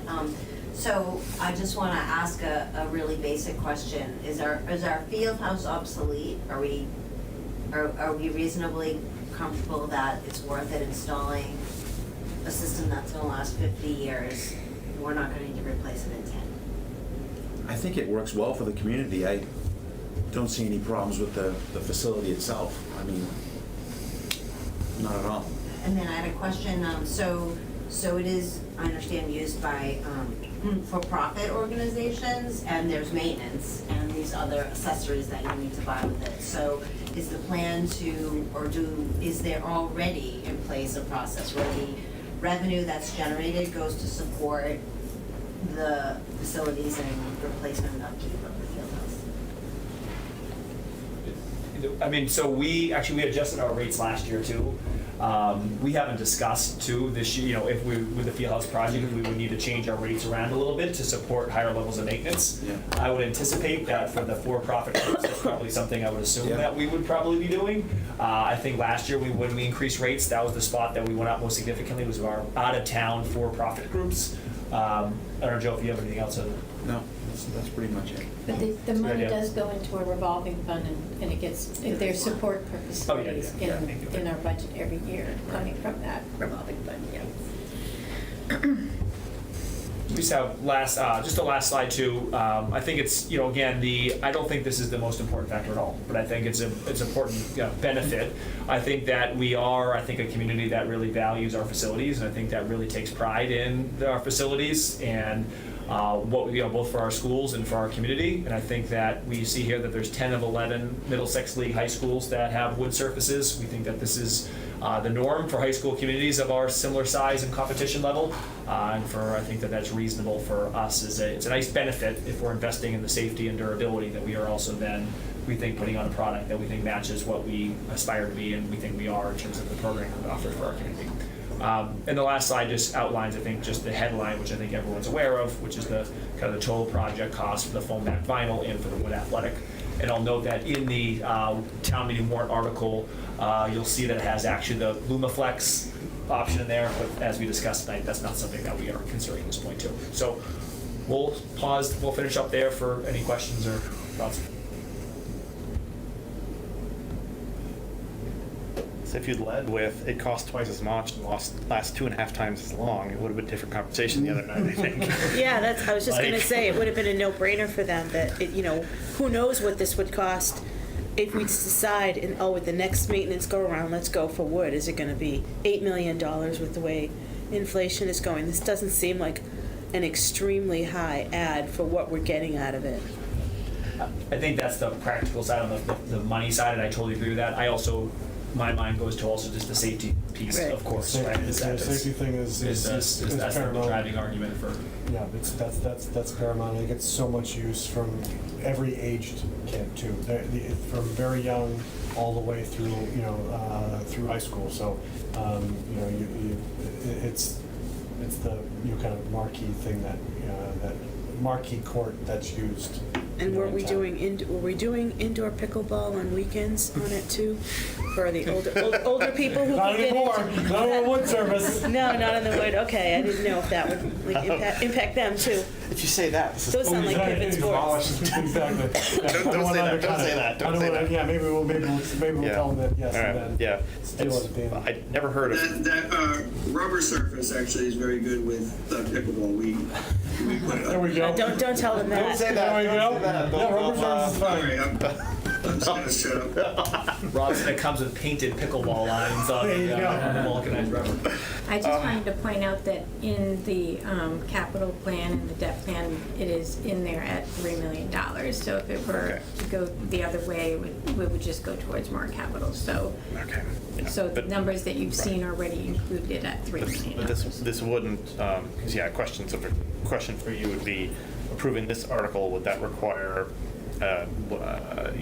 the next Article 3, when we update the capital plan, for there to be, some significant changes, and it sounds like no. You know what it may have? How did the capital plan get updated to this amount? We had it in the capital plan already, and it was approved at 1.7, and if you recall, we had to approve the debt authorization that night because we were moving money from Parker Roof, and bond counsel said you can't do that unless you have an authorization already approved.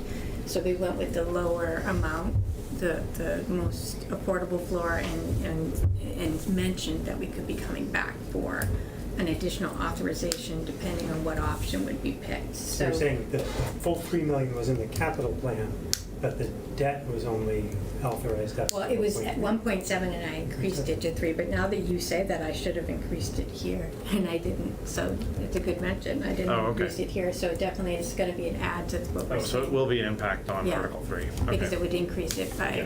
$1.3 million, yeah. So the 3 million doesn't cover the temporary service though, right? The temporary surface that we need to put on, or does it?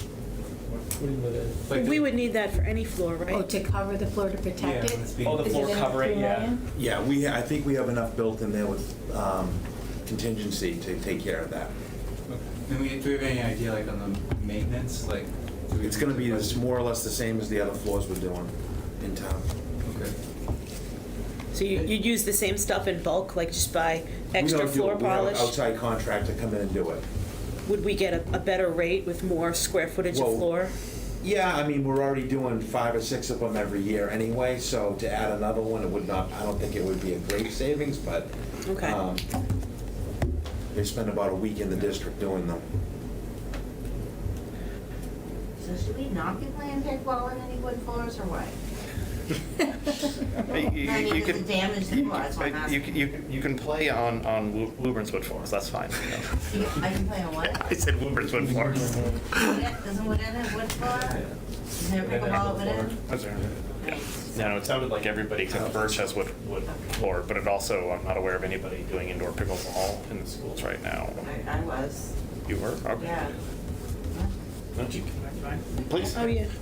To answer your question, where the issue that affects Joe is when they put down the tape to put the lines down. When they pull up, they put like painter's tape down, it does pull up.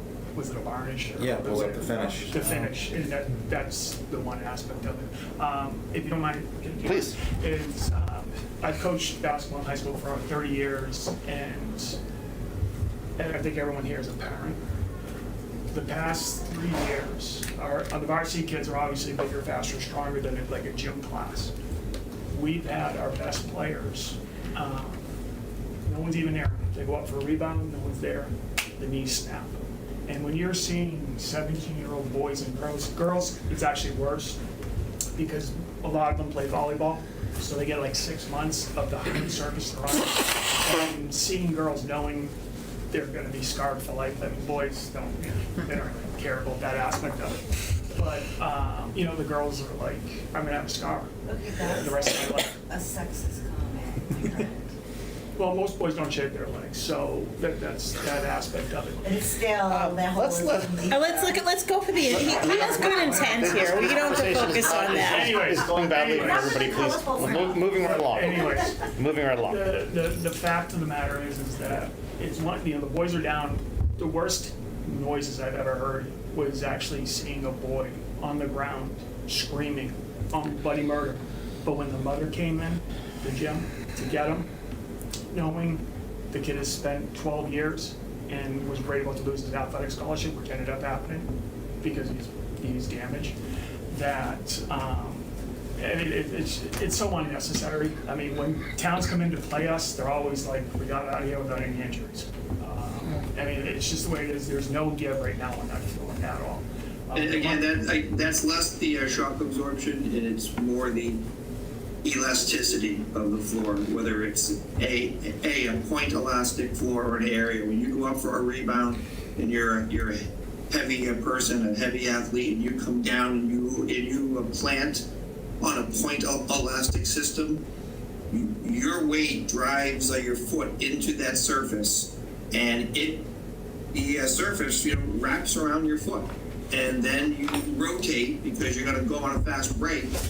And sometimes your foot doesn't release, and that's why we call that sort of the catastrophic injury attribute. Whereas shock absorption, over time your back's going to start to hurt, your knees are going to start to hurt, your ankles are going to start to hurt, but you're not going to, hopefully ruin your career or your scholarship. So.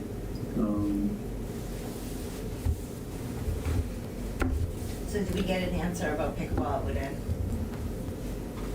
like, is it bad, aside from the tape issue? Should we not be doing? No, it you with can, pickleball? we have pickleball courts that are on wood. On wood, The okay. tape issue is real. Yeah. We try not, they have a game line on tapes that they say you can use on wood floors, but they just don't work. They either leave residue or they actually rip up some of the varnish, depending upon how cured the varnish is. I mean, when you screen and recoat a floor, that varnish, the finish rather, it really hasn't cured for a long time. I mean, you can still get on it and use it, but it's still curing. So depending upon when you put the tape down and you pull it up, they have this. There's a manufacturer called Gym Marks, and it's actually a marker that you put on your floor, your wood floors, and it doesn't wash off or some mudge off, but they sell this eraser, and the eraser will take it off. So that's something that, if you absolutely wanted to put a temporary lines on a wood floor, I would recommend that system over using a tape. But ideally, you're not really putting anything on the wood floor. The rubber floor does work extremely well with pickleball. It holds the ball very well. Like with tennis, you want the ball to be able to bite into the surface. Wood floors are very smooth, obviously. So the pickleball doesn't bite very well. So it's not a wonderful experience. You can definitely do it.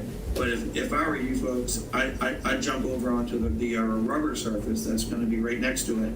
That's the one that, if you were going to put any lines down for pickleball, I would put them on that surface. Can I comment on Coolidge and Wood End, please? Sure, go ahead, Carla. Coolidge and Wood End, it's not ideal, but we use rubber lines that we bring and take home with us. So there's no tape. I've been playing in those gyms for 2 years, and I've never seen them taped. The rubber lines, if you step on, they might move. We just move them back. But we measure out the courts, we put the nets, we assemble the nets, and we use this thin rubber line. So at least at Coolidge and Wood End, there is no taping of courts going on. It sounds like a good compromise someone must have invented to help with pickleball. Sorry, what was that? What was the question? I was gonna say, who got us on pickleball? Was it Ed? Wait, anyway, all right. Anyway, all right. Next one, Please. I don't know. For state reimbursement, would they distinguish between wood and foam back? Like if this was being done as a school project? Might be a town meeting question that might come up, Part of an MSBA Yeah, project. yeah, exactly. So some people. I don't know. Well, aren't they fully putting a supportive gym? of Aren't they using putting a wood. gym in Killam? And is Killam's gym having a wood floor, or have you decided that yet? Haven't got that. I don't think they got that far yet. Okay. I'm sure we'll learn through that process whether or not it's. All of the new MSBA, the builds through MSBA I've seen have all been wood floors. They have.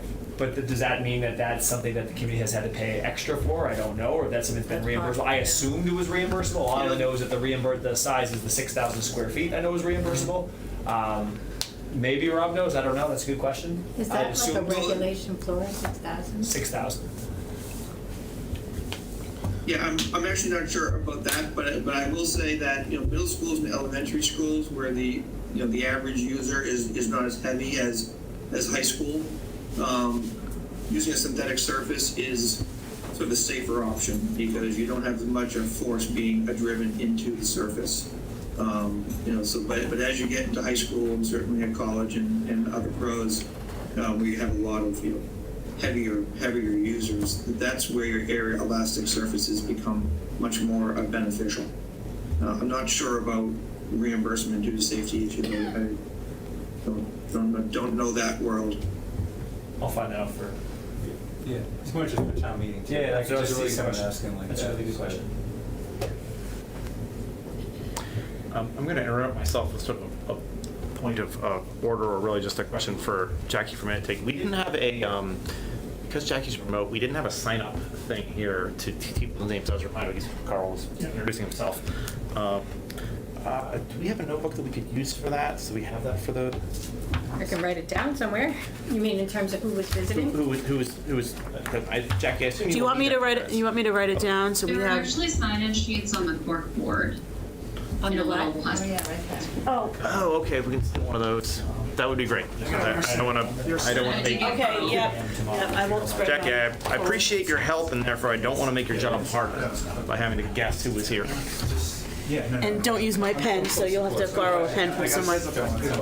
Great, cool. So yeah, we can pass that around in the background and get that taken care of. All right, back on topic. Can I just ask one question, and if this needs to be tabled for the warrant discussion? When we get to that, when we get to this into the warrant, do we talk about the funding options and so forth that we need to do for that, or is that something that we can discuss? So with the article, I think we are looking to borrow all of it, but that's something we could amend. if And we you so haven't borrowed, desire. but we didn't borrow the 1.7. No, no. Gotcha, okay. We only did that authorization that night because we had to. We knew that there were options that were entertaining, but we needed to do a debt authorization that night to move money from Parker Road. And did that allow us, did we need that in order to kind of kick off the project to be able to get, kind of to scope out? I think it was for design. Yeah, the money we have now is for the design work. Perfect, okay, that's what I thought, okay, thanks.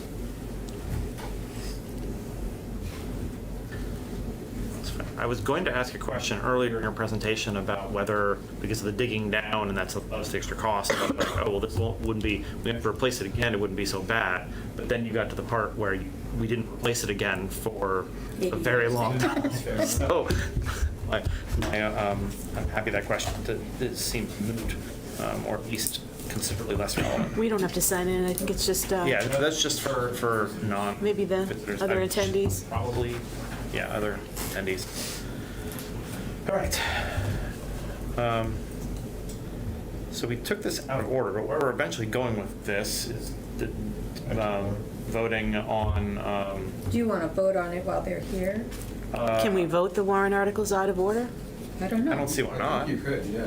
I don't see why you. So which article was this now? I Fifteen. closed my presentation.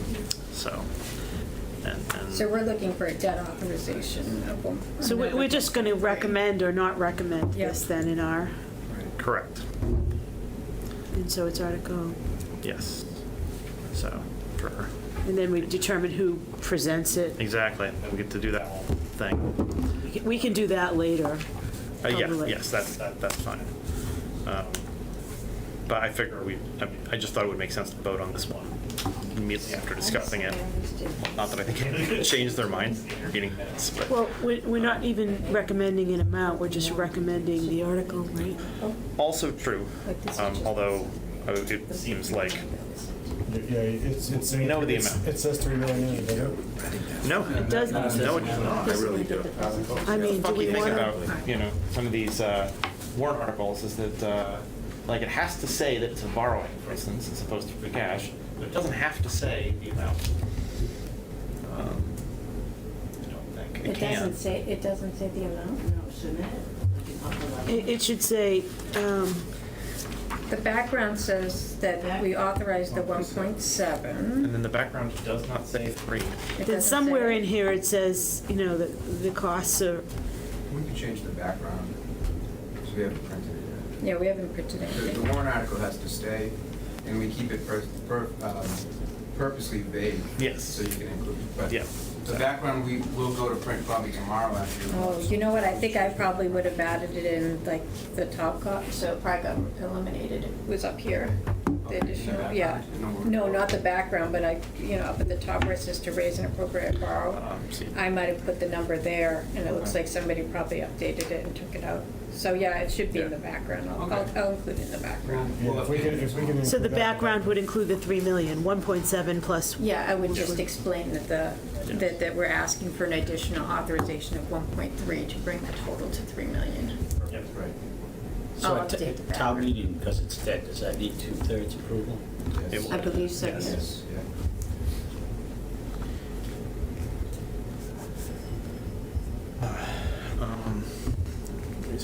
Yes, although the way the article is worded, someone could propose an amendment to, could amend the motion to use free cash instead, and that would be within the scope of the article.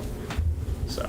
And town meeting could sit there and amend the amount too, though that makes no sense to me, but. Right. But it could. We have Then you had take the project if they right. give you Yes, this money. we have sometimes had productive discussions about whether something should be borrowed or not. All right. Do we have further discussion on this warrant article, or should we go ahead and vote on FinCom's recommendation? All right. Who wants to do all the moving? I would look at. Move to recommend the contents of Article 15 to town meeting.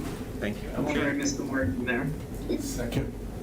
Can we just say as amended? As amended. As proposed? As amended, yes. Yeah.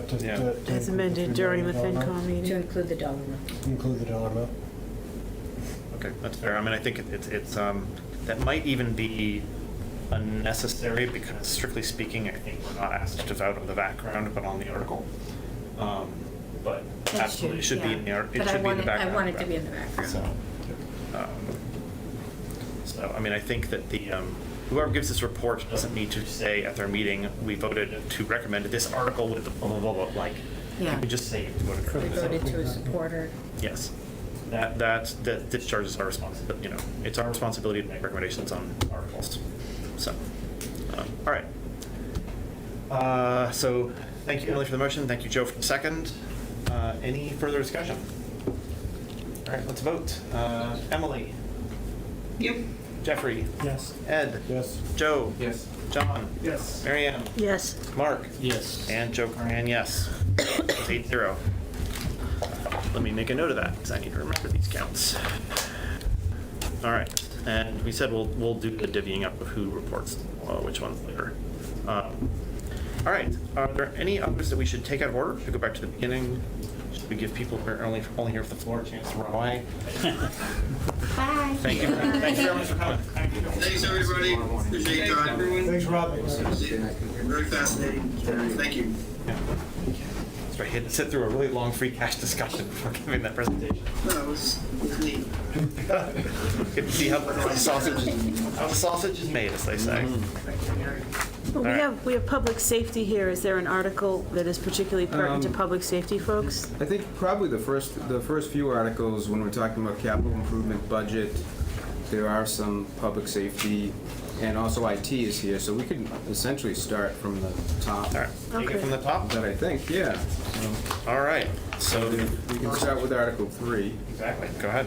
And this is just generally the update to the capital improvement program, so we have it up there. I actually have to amend it. Oh, yep. Yeah, so as you pointed out, the ad for the 1.3 million did not get added to the capital, it got added to the actual spreadsheet, but not here. And it needs to be approved by town meeting. So this number becomes $2,052,000. So just keep a note of that. You want me to give the background of what's going on here? So when we had April town meeting for fiscal '25, we had debt payments Karen scheduled. Carlo was signing off. I don't know if select board was And I don't called see, to order. He just Chris is still here, Carlo is signing off, Carlo has already signed off. And I don't know if any other select board Melissa members was. were on the call. Melissa has also, Melissa- I missed when Melissa signed off. All right, She's also signed off, so- so Adjourned. select board is now de facto adjourned. Yep. Just to let you know. Get to use that phrase the other night. 8:48. Yes. I can just slink out. Exactly. You can adjourn. You no longer have to announce you're leaving here. All right. Okay. Sorry, I failed to properly adjourn Do you want CPA me study to- committee the other night myself, Yeah, so I'm not. You can keep going, Sharon. So when we approved the fiscal '25 budget, in that debt plan was a debt payment for Birch Meadow Phase 2 and the Haven Street project, or the downtown project, that $4 million borrowing. Last minute, that was in the warrant book for April, it got pulled. So we didn't end up doing any borrowing. We were expecting to borrow in June or July and have a debt payment in fiscal '25. That didn't happen. So we have this extra money in fiscal '25 for debt payments that we're not gonna be using. So we do 5% debt and capital, so I'm moving the debt payment to the capital side and doing as much capital as I can. So that's why you see these huge numbers here.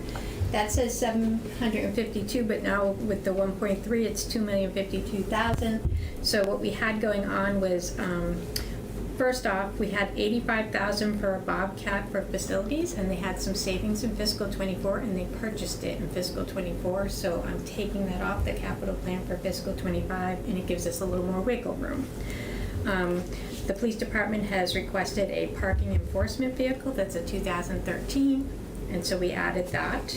30,000 for a pickup truck. It's a 2006 for highway. A blower unit for the loader. So we reduced the price from $250 to $220. That's what we had it on the capital plan for, and they have it encumbered at $220. So there's a savings there. Oof. My God. So good. I must have misheard you. Yes. We are finding that paving is just not cutting it, the amounts that we've been putting in. We get about 600,000 for Chapter 90 every year. We try and get 400,000 or 500,000 into the budget for the capital plan, but the capital plan has been very tight. We started off with a 425. We're increasing it to 845. So the 600, has that been what it's been every year in the state? So the state hasn't changed. Is there any pressure on the state after that? There is. Or is there conversation? Yeah, there is, but benefits haven't changed recently. So I felt the best use was to try and throw a little bit more money, since we have these debt payments that are not going to be used, towards the paving. And also we're having a lot of complaints about sidewalks, and so added 100,000, because we usually only have 100,000 in our budget, doesn't go very far, so this adds another 100,000 there. What's the total paving then? Would it be with the, so 600 plus? It would be 845,000 plus 600,000. So we'd be looking at almost like 1.425, something of that nature. And the roads are kind of in not the greatest shape, so the more we have in any given year, the better it's going to get. So I felt like that was a good use of the extra funding, especially where we're trying to adhere to that 5% of our budget being debt and capital, where the debt's going down, the capital has to go up. 32,000 for fencing for a play area adjacent to Wood End. This was something requested by the superintendent as a safety issue, and so I put it on immediately. Is that for the second play area? Not that, I mean, there's already a fence around. From what I understood, that people come out of the forest right where this play area. I'm not really familiar with Wood End, this is the so. play area up adjacent to the left, like the left of the school. Which used to be like the little kids' play area? Yeah. Because that's not really adjacent to town forest, that's adjacent to the school. The town forest is adjacent to the soccer field, isn't it? Yeah. Correct. This is the area that's like adjacent to the wooded area that's abuts like Roll Lane and. Okay. Okay. So it is the one further up, not the one lower down. So to make that play area more secure, they wanted a fence there, and so we had this added for fiscal '25 at 32,000. And then one of the projects that we were looking to borrow was the Birch Meadow Phase 2, but when Fidel asked for this money, he didn't do it in the typical fashion. Usually we do design and then borrowing, so that we have the cash to do the design, and then once we have the design, we do the borrowing. Because he buried it into the one authorization, I pulled it out so they could get that design work done, so the project could potentially move soon. So that's the 245 you see there. Can I just ask a quick question before we move on? So when you say a parentheses 2013, like parking enforcement vehicle, does that mean we're replacing a 2013 vehicle? That's the year of the vehicle. That's the year of the vehicle. Yep. Well, of the vehicle being replaced. Yeah, that's the year of the vehicle being We're not released. gonna buy it. Right. Yeah. No, we're not buying it. No, I understand, because I saw that with the driver's ed vehicle for the schools. Yeah. Right. So I try and give you the year of the vehicle, so it kind of lends itself to how old is the vehicle that we're trying to replace. And we have a parking enforcement officer to drive this vehicle now? Yeah, we did for a while, but we do have a parking. Yeah, we've had Bridget for a while. We had somebody, what's his name? Thank you. Ron, we'd had forever. He went out injured, then COVID hit, and then nobody was really coming to work anything, so we didn't hire. And then we had this guy Ed for a bit, and then now we have Bridget. Bridget's been with us for about a year now. She's out there every single day. The car, like I said, it's a 2013. She's driving around in. It gets driven around every. She just doesn't do the downtown she has parking spaces all over. That was going to be my other question. I mean, not to go get into the whole parking enforcement thing and kiosks, because Yeah, I don't wanna- we don't even know where that's going, but I just wanted to make sure we had an officer that was driving the car. We do have an So officer it's not a driving the police car. officer, it's a. An enforcement civilian officer. Park enforcement officer, yes. But somebody is driving the car. Yeah, and then somebody's Okay. driving, and it's not just downtown, they do hit like the school areas, the basketball courts, they go to other areas in town that also do enforcement. Is she getting a nice plug-in? I'm asking for an electric car because that was the guidance I'd gotten from the town, that if it wasn't an emergency vehicle, Yeah. if it wasn't designated as an emergency vehicle, that I was to get electric when I can. Fuel-efficient vehicle Yeah. policy. Is there a charging station at the police station for electric Yep. vehicles? We have, that's what I we do thought. have one actually in the station. Yep. Okay. Sharon, a question on the Birch Meadow Phase 2. So does that mean this is going up to $2,245,000? So the project was debt authorized at 2.14 million, and that included $140,000. I think it was for the Rise Playground. I remember him saying Oh, yeah, something that's about the Rise Playground. We put it out to bid, and it was too small a job. We didn't get any bids on it, and so he wanted to roll it into the Birch Meadow. So without the design, I don't even know if his estimate of what the project is going to be is accurate, and it's also kind of further out, so it could be more expensive. So I just carved out the 245 for design, just because without the design, they don't really have a fixed number yet. But they do have an authorization at 2.14 million for that project. If it's within that, you're not gonna hear anything, they'll borrow for it, and we will Could be continue. another Parker roof though, right? Huh? Could be another Parker roof. Oh, I doubt it. I feel like things are costing more now. I don't Yeah. know. Well, I would But hope we it's get not even another a Parker. design yet. Parker roof was the Yeah. gift that just kept on giving, right? But anyway, because we borrowed it at like Yeah. 0.87 and we kept Yeah. distributing that money all over the place, so. And then the 1.3, I missed that for the field house floor and bleachers. Has to be added to this first section to make that total, instead of 752, 2,052,000. But of course, that 1.3, we're asking for debt. Then under fiscal 26, we have a net of $15,000 worth of net changes. And this is just the balancing act that we do to get to the 5%, because we look at what we've got planned for debt service. That 5%, we calculate the 5%, we deduct whatever we have planned for debt service, and that end number ends up being the number we spend on capital. And sometimes with all these price changes, things have to be moved around to make that balance, and that's what you're seeing here. I don't know if there's anything that's noteworthy, except I do feel like with all the price increases, you're seeing like a 10-year asset, we're waiting 12, 13 years to replace it. Something that's 15 is getting 18 to 20 years. So it's taking us longer than historically it usually has to replace these vehicles. So that's the only thing I'll mention. So we're pushing things out, moving things in, moving things out to make that balance happen. For the doors and windows, there aren't any like security issues with doors at any schools, are there? Or they push No, those I mean, out? back to like, we sit down and we collaborate with all the department heads, and everything that I move around is cleared by the department head that's requested it. Is this gonna be problematic? Because if they come back to me and say, this is problematic for me, this is in bad shape, I absolutely need it, then I resituate everything.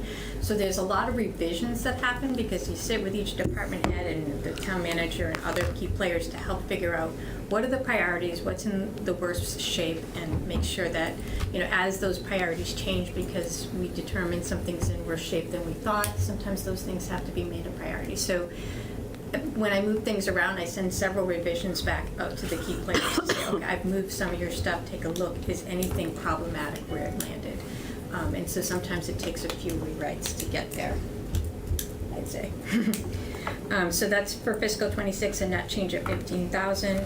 And then we just kind of note that there are various changes in fiscal 27, but you can see them. I kind of highlight them in green, so if you're looking at the packet, you can see everything I've moved forwards or backwards or in increases of price. Although when it got printed, it doesn't show you that right-hand column that I tried to show you before, where it says exactly what I did. I moved it out and increased it by $10,000 or whatever. But if you're interested in that version, I certainly can send it so you can take a look. Sometimes it's very unsettling to see how much things go up from one year to the next. I find it quite shocking. And then under the water, for enterprise funds, there was a project that we identified was missing from the capital plan. I think they told me, somebody missed it, and this water main replacement was scheduled for fiscal '25, but not actually on the capital plan. So what I ended up doing is adding it, and we're gonna ask for certified surplus for it, because we do have pretty good reserves now for water. And then again, this other one was missing as well, 600,000. I don't know how we missed both of these, but, and that will be in fiscal '26. And then for sewer, we have an increase of, or an increase from 60,000 to 100,000 for a pickup truck, which I found to be outrageous, but it is what it is. And that's a $40,000 increase. Had the same You reaction as see you. how unsettling it is? It's very upsetting. I don't know. And they really are coming in at some of these prices. So I don't know how much of it's a little extra buffer for them to feel confident they're gonna have enough money when the time comes to buy, but, yeah. So that's what we have there for sewer, nothing else going on there. That's a fiscal '26 change. Stormwater, no changes for fiscal '25 or '26, and some various changes made in the later years. Going into Article 4, that's where you'll see me moving money from the debt, the $721,000, to the capital. So we're increasing the capital by $752, and But that'll be 2,052,000, right? no, well, no, because the 1.3 is debt. This is actually okay. looking to add money. Gotcha, okay. Yeah. So the 752 is the actual increase that we're actually asking for operating money for, whereas the 1.3 we're asking for debt. So will you denote that, and when you do? I was gonna put 1.3 and put debt in parentheses. Perfect, okay. Debt Yeah. authorization, so that we know So, why I'm not asking for the full amount in Article 4. So when you do FY '25, you said at the top line, it says, plus 752 net changes. Will it say plus 2,052,000 net changes, or would you have it denoted at the top line too, like where it's in bold? That Oh, already. you're up here, I'll probably put it up there and next to the actual listing of the floor. Okay. So I put it in two places, but in Article 4, I probably won't mention the floor at all because we're not asking for.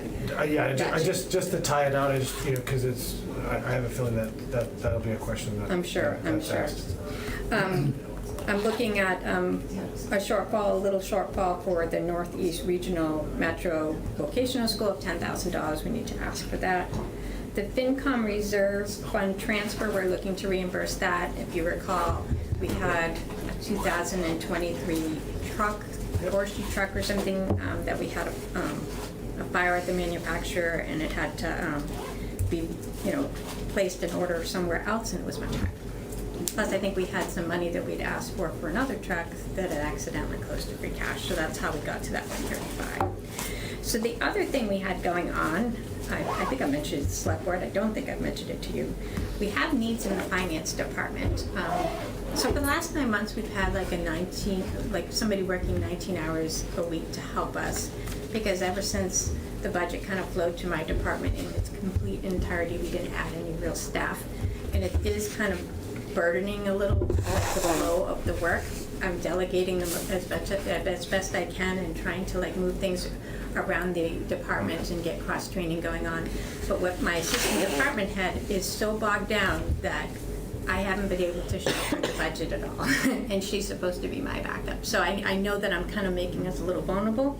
So what I did was I asked the other department heads that had some attrition in retirement savings if they would let me take that savings away from their department to fund bringing this position to a full-time position. So it's a net of $60,000.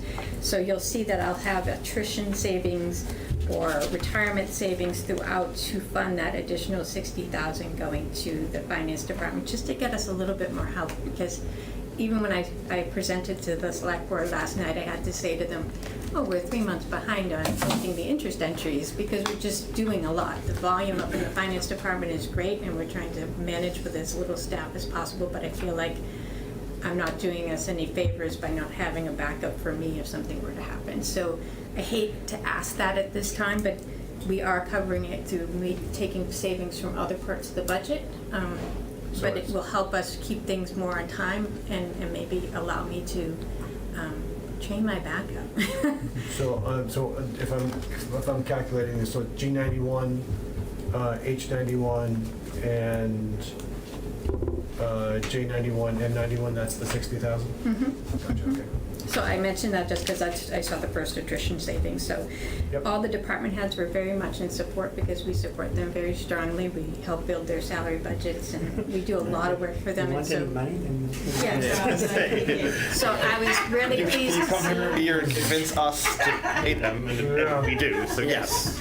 I mean, so I was very, Make it a very win-win. impressed that nobody had any issue me taking a look. They're all pretty smart people. Yeah, Everyone and I'm fight to in get full their feet support up. as well No, it of makes this sense. for Sharon. She really needs this. Yeah. You know, the workload out Select board was there. asking for extra water bill help last night too. So. Yeah, we've got some extra water bill stuff to deal with. I'm like, I needed that help, right? Yes. And then property. Sorry, the attrition savings, so how do we create the savings? Is it So what happens recurring? sometimes, especially in departments that have unions, so if somebody leaves and they're at a higher step and we hire at the lower step, you have savings that are just Okay. achieved just by that transaction happening. And also when it happens with retirement, a lot of times when somebody retires, they're at the top of the range and then you're replacing them and they start back at one and that savings helps. Sure, okay. So they could have wanted to save it for themselves, so I'm very happy that they're willing to invest in me and my department. Property and casualty insurance, it was 25,000 less than I actually had estimated, because the last couple of years have been a 10% increase. The number actually ended up being a little bit lower, so I was happy to see that after 2 years of very high increases, it came in under, so I'm using that 25,000 towards funding some of the things that we're looking to change here. Extra OT for a migration project for technology.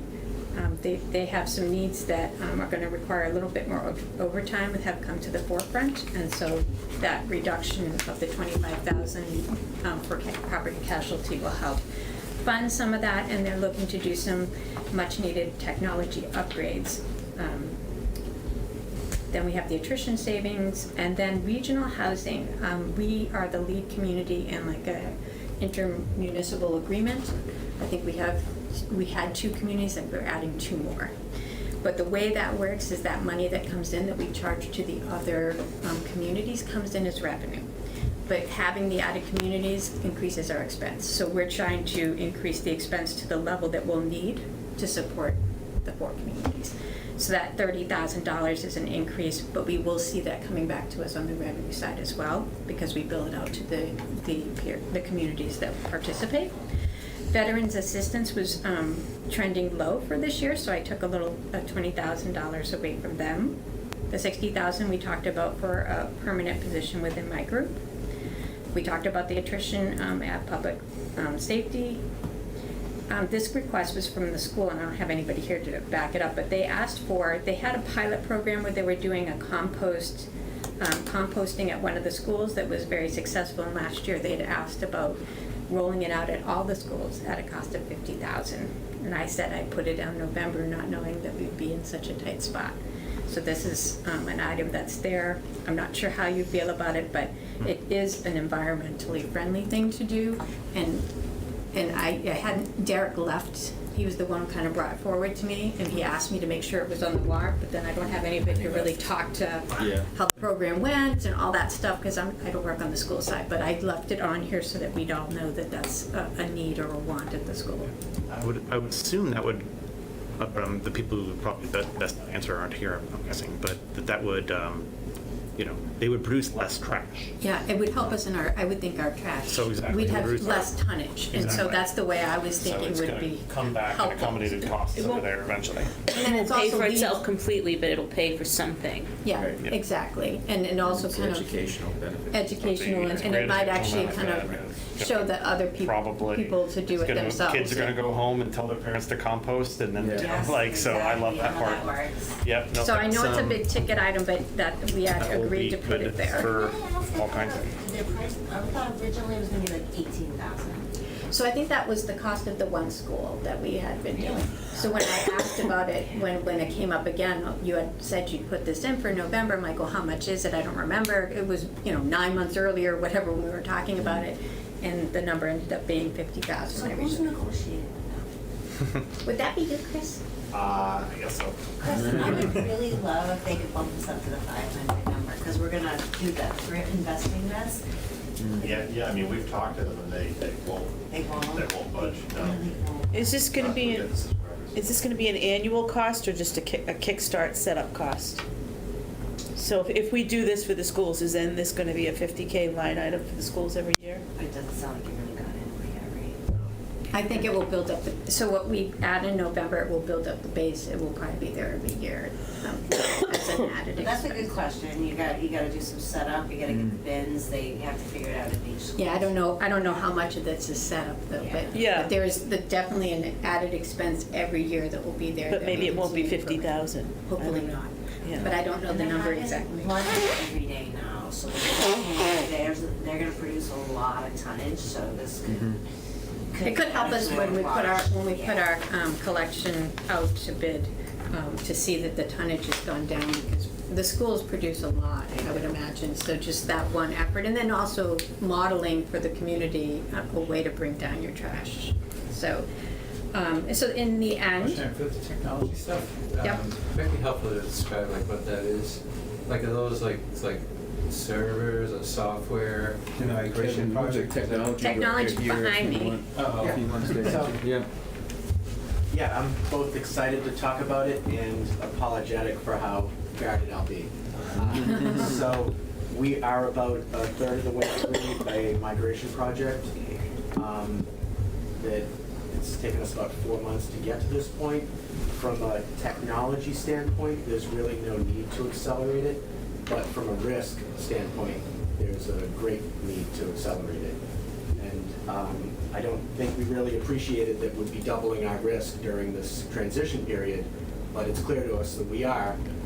To get on the other side of it, it makes a lot of sense, and my staff is receptive to coming in and nights, weekends, just to get on the other side of this. So that's what the overtime line is for.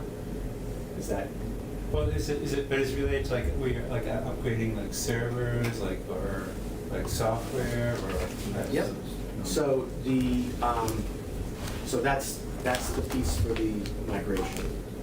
For the technology upgrade, there's two efforts in there. One is, we don't have a risk of data loss right now, but our ability to recover in a timely manner for a portion of our data would appreciate a service that is about half of that. So it's a cloud-based service for data recovery and speed, efficiency. It also gives us some additional insight into our data, make sure that we don't have personal information that is stored in a way that is less than ideal. I know this is real vague, but is that? Yeah, that's good. It's just like you, like for town meeting, like add some more text around, just a thought. I think it's not knowing what to put. Yeah, I'm a little, Where it's security related to. Yeah, I'm not- Yeah, or something like maybe. I guess one thing to say is everything in here is security risk. I could put something about Risk security. reduction, I guess, is a good way to put it, for the 25,000. Yeah. And there's two components to that, one for the data recovery portion and that insight. And then the other part is to get outside help to make sure that we are protecting, or just to get a sanity check on some of the way that we've protected ourselves. And yeah, so that's both our internal infrastructure and some cloud-based services. And so. And if I can step in, part of the issue is honestly my agency. Majority of my agency doesn't work Monday through Friday, 9 to 5. So for the technology to come in and do like the upgrades and like the migration, they need to come out offsite hours to meet with the people that are working straight overnights, evenings, weekends and stuff. So that's part of it. We don't work the same hours, so that's part of the need for us to get this done. They have to physically come in and do some of the migration. And like I said, overwhelming majority of my department doesn't work a normal schedule. Understood, yeah. Good. Thanks to know. Yeah, public safety, police, fire, and DPW, they are almost exclusively the remaining portion of the migration effort. And so, yeah, Chief Clacker's right about a certain segment of that population. If you say security-related technology upgrades instead of just technology upgrades, I think this goes from like a Security related. no-brainer to whatever's even more sure than a no-brainer. Okay. So, yeah. Shall I continue? Okay, go ahead. So the increases total 1,052,000 and the decreases 806 with a net of 246 from free cash. So the extra 1.3 for the school, so That's going to be, that's the article you just voted on, like, for the school, that's the debt authorization. So that's where it's going to be confusing, and it's probably why I wasn't thinking of it, is that Article 3 amends the capital plan but doesn't fund anything. Article 4 would be where But you, it doesn't fund the debt it's not, because yeah, that's because we're going to ask, free we asked cash. for it in Article 15, yeah. And then Article 15 funds more things from debt. So under water, we have this water main replacement that I mentioned I missed on the capital plan, so it wasn't built in when we actually voted the budget. And we're gonna ask for 560 from the water reserves for that. Should I move on to the next one, or do you want Well, to ask any questions about what we just saw? Can I ask a Um, question? Yep. Of the chief, so there's no fire truck increase on here, and I asked this at the select board last night, you're feeling pretty good that it's gonna come in? On the ladder truck? Yeah, without any. We bought last year. It's complete in Wisconsin. They're just doing some punch list things. It should ship, next week or so. Wow. It'll take us about 30 days to get into service because equipment needs to be moved over, radios, lettering, things like that. So it's a real fire truck with wheels on it. Okay, I know, additional monies, okay, thank you. Okay. How do they ship it here? They drive it. Road trip. And that's to make sure that it's roadworthy, not, won't overheat, things like that. Good. Yeah, so they drive it from Wisconsin. Wow. Imagine trying to get it on a American flatbed, made. it would be so heavy. It doesn't have like a town of Reading emblem on it yet, does it? Nothing. Because that would look strange, Getting calls about that, believe me. Our fire truck is in Wisconsin. All right, so Sharon was asking about how we're going to proceed. Do we want to vote on these as they go individually? You mean Well, we as went by they come article. up? As they or- go by, just so that, again, the same rationale for why I suggest we vote on Article 15 at the time was because 3 and 4 are pretty tightly coupled, so Yeah, I didn't yeah. interrupt you after Okay. 3. Yeah. But do we want, shall we vote on 3 and 4 now before we, move on to other financial articles? If that allows some of the personnel here to go home, because. Oh, that's also another thing. Then Sure. I I support would think, that. yeah, let's go ahead and vote on them. And then Yeah. if we need to, adjourn for some reason. All right, so in that case, I'm looking for a motion to recommend the contents of Article 3 to town meeting. So moved. As amended. Yeah, as amended. Oh, as amended, Because indeed. I did have to amend it, I'm sorry Yeah. about that. Article 3, not Article 4. Well, it's good that they're on the ball, Yeah. because I would have missed So, it. all right, okay. So that was probably Zoom lag, but I heard Ed first. So okay? thank you, Ed. Thank you, Joe McDonough. Any discussion before we vote? Nope. All right. Emily? Yep. Jeffrey? Yes. Ed? Yes. Joe? John? Right? Yes. Marianne? Yes. Mark? Yes. And Joe Carnahan, yes. 8-0. Great. All right. Article 4. I will entertain a motion to recommend the contents of Article 4 to. Move to recommend the contents of Article 4 as amended? Or what- or- Second. Thank you, Marianne. Thank you, Emily? I think. Sorry. Was Article 4 amended or not? I Yeah, actually, just was to not add this, amended. we're gonna add security yes. risk-related Yes. technology Yeah. upgrades. Yeah. I wondered about that after I said it too. I thought it was amended. Yeah, we're a. Better safe than sorry, I am going to amend the wording, so might as Yeah. well. All right, sounds good. All right, then, wait, we haven't voted on Article 4 yet, though. Let's do that. Emily? Yes, sorry, mouthful of cookies. We're jealous. Yeah, I was gonna say, next time we get you in person, you should bring some. All right, Jeffrey? Yes. Ed? Yes. Joe? Yes. John? Yes. Marianne? Yes. Mark? Yes. And Joe Carnahan, yes. 8-0 on that one. All right. Moving along.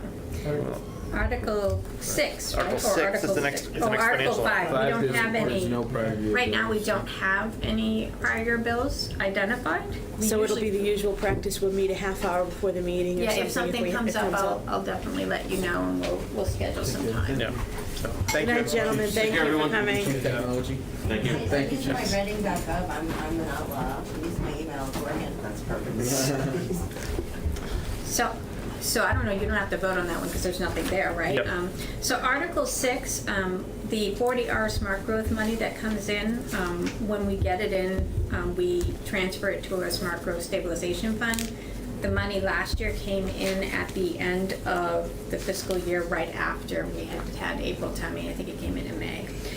So this 39,000 needs to be moved into the smart growth stabilization from free cash, because that's where it closed into, because it comes into the general fund.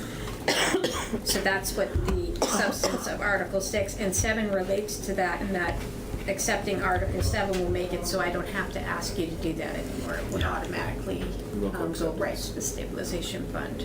So if 6 and 7 were to pass, you'd probably never see this again. Love the We're sound gonna of put that. them together as well. Yeah, no, they are related. Do you want to vote on those two now? Yeah, let's go ahead and, so any questions or discussion about Article 6 or 7?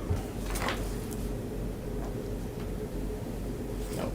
All right, let's, So on Article 7, it says. Oh, yes. Of all or a percentage not less than 25%. Is the motion then to dedicate 100% to the stabilization fund? We always move 100%. I'm looking at So this the language. text of Article 7 says. yes. Or a percentage Of not less all or than a percentage not 25. less than 25%. And so you're saying we're going to do all. Oh, yeah, all. Okay. Right. Yeah. And it's, yes, we're just saying we're allowed to do it without further appropriation, which means that Sharon can just do it. Right. And I don't have to ask you to do it. Exactly. It is a confusing language. as you So it's point not out. less than 25%, where I haven't checked the way the law is written, and so you're just mimicking the The way the law- MGL And language. town council reviewed Town these council probably put articles, that so. language Okay. in there, Right. yeah. Yeah. Well, Vote to approve the substance of Article 6 to town meeting. thank you, Ed. Is there a second? Second. Joe. It's a race. All We're right. all gonna do this to Any stay further awake. discussion before we vote? Emily, Yep. Jeffrey, Yes. Ed, Yes. Joe. Yes. John. Yes. Marianne. Yes. Mark. Yes. And Joe, yes. All right. Article 7. Vote to approve, move to recommend the substance of Article 7 to town meeting. So do we actually, can you scroll up a little, Jackie? Are we supposed to get a report on this one? Yes, we Not are. Actually? We are. Yeah. Both us and Byline. Yeah, because it's a financial article, And it's a local acceptance. and it's like a local acceptance. yeah. Okay. So we figured both. Yeah. Yep, makes sense. So still waiting for us to, okay, thank you, Mark, for the second. All right. Any discussion before we vote? All right, Emily? Yes. Jeffrey? Yes. Ed? Yes. Joe? Yes. John? Yes. Marianne? Yes. Mark? Yes. And Joe, yes. Joe Carnan, yes. So that's 8-0 as well. So the substance of Article 8 has to do with the opioid settlement fund. So back in 2023, we started to receive funds related to the opioid settlement. And municipalities started to receive this money in 2023, but there was no legislation allowing us to set it into its own special revenue account. Because it's not like money that we could just take in. We actually have requirements behind it. We have to actually use it for substance abuse programming. And so the legislation came well after we started to receive funds. So when the legislation was approved to set up a special revenue fund for it, we were able to transfer, it was in fiscal '24, anything we'd received that year we could transfer. But what we received in fiscal '23 that closed to free cash, now I need a vote to move what closed to free cash into this special revenue fund so that we have it earmarked to be used for substance abuse. Because it's really not free to us, we absolutely have an attachment to do the programming. And so the amount of that is $81,157 that closed in 2023 to free cash. So does that essentially go to the coalition part of public safety? And they can expend it without further appropriation because that's the intent of the fund and the way the legislation was. Thank you. So is this like a pro rata distribution, or is there more money still to come out of the 900 million? I'm not entirely sure. I know that we've been getting money since 2023, and every year we're getting money, so from different sources. So I don't know, as each of the, like, I mean, some of them are like pharmacies are settling with us and giving us funding. So I don't know when it ends, but when we do receive funding, we are on the hook to provide substance abuse programming, you know, to mitigate opioid abuse. So Staff can support like the staff to deliver it? I'm sorry? Can it, does it have to be like, can it support the staff of the coalition that provide the program? That I don't know. I could look into that because, you know, we are, because we have a coalition, they are on it and they're doing the programming right away. But we're not charging salaries or anything there. It's actually the cost of putting together the programming that they've been charging there. But it's a good question. I should see if that's a possibility, because I'm not sure about the answer.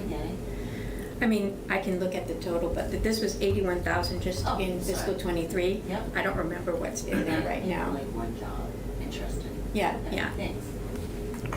Then going forward, this is just a one-time thing, like in future years, we don't need an article like this. No, because now they've kind of made it. Yep. The way the law is written, all money that comes in is general fund revenue unless otherwise stated. So when this money started to come in, it had to come into the general fund because there was no legislation allowing you to put it in a special revenue fund. Gotcha. But then the FY24 money did go into this fund? So they made an exception in fiscal 24 to acknowledge this money as an exception to the general fund rule and allowing a special revenue fund, yeah. But So we only had to do the catch-up Yeah, to it FY24. trailed the year that we started to get it. There was 1 year in which we were legally obliged to do something, and it was also legally prohibited from doing it at the same time. Awesome. It was like totally backwards. They knew we were going to start receiving the Right. money, but didn't set up the Yes. legislation. You're legally help us required to do set it aside, properly. and Yeah. you're not allowed to set it aside. Now we can actually set it aside. That makes sense. And they told me to close it to free cash, and I'm like, I said to DOR, I'm like, but it's not free. I'm obligated to do something with it. It's almost like it's a grant, like you really want it in there, and they're like, you have no other choice. So that's what I did. All right. Any other discussion about Article 8? Move to recommend the substance of Article 8 to town meeting. Second. Thank you, Ed. Thank you, John. Last call for discussion before we vote. Seeing none. Emily? Yep. Jeffrey? Yes. Ed? Yes. Joe? Yes. John? Yes. Marianne? Yes. Mark? Yes. And Joe Graham, yes. It's also 8-0. We can introduce that one. All right. Ooh, Haven Streetscape, Yeah. Streetscape, which I can't say quickly. So this is the one that keeps getting pushed. It was pushed in April, and I think it's getting pushed up with this. Yeah, one. so we're gonna indefinitely postpone it. We could talk about it a little tonight. We just don't think the funding is quite baked enough yet. I think Andrew McNichol is on the call, who's our Community Development Director, who could talk a little bit more about it and answer any questions. Are you on the call, Andrew? I am here. Okay, here's Andrew. So we did identify some funds that we could put towards it as town funds. The entire project is an $8 million project, so it is a large project. The town engineer gave a nice overview of the project to the select board a few meetings ago. The select board had some legitimate concerns about it, so that gave us pause to go back and look and see what we can do. We do have a MaskWorks grant, $2.6 million, which is not in jeopardy if we postpone this. We're waiting for a federal earmark that could be about $2.5 million, which they told us we really wouldn't hear about until after the election. So I think by April it will be better, funded. We'll have a better idea on the funding.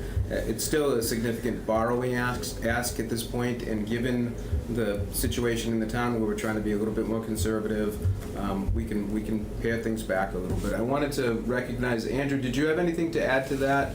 Andrew's one of the leads on the project.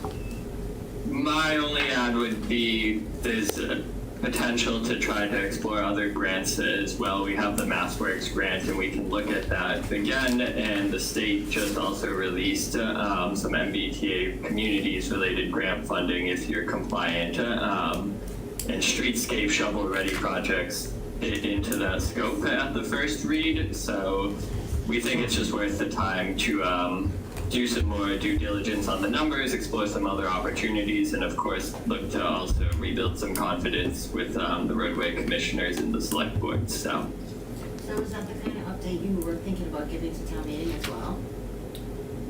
Yes, we're gonna ask to postpone it, but we can give a little update to town meeting as well, yeah. Because I think that's a pretty positive message that Yeah. would be nice for town meeting to hear. What do you guys think?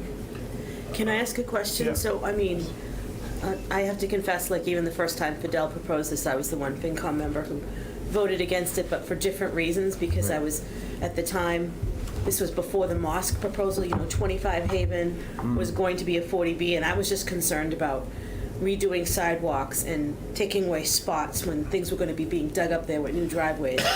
But I do appreciate that part of this included what was a safety improvement with relocation of the crosswalks.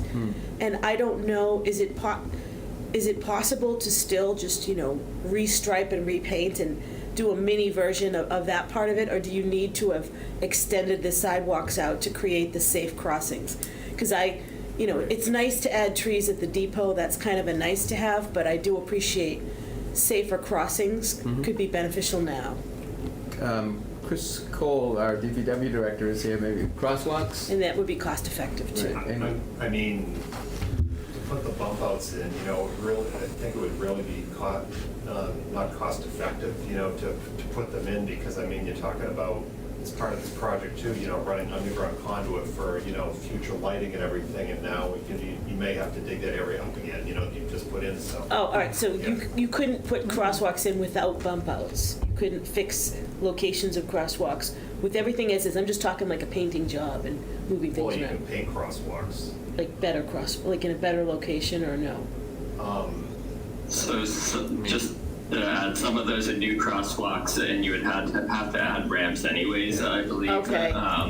So All right. looking at the larger picture, doing it all together. Yeah, I does assume the cut that out. sidewalks already had ramps, but maybe they're not in the optimal crosswalk Not locations. everywhere, yeah. And I Okay, think there's a fair amount of paving involved too, am I There correct? is.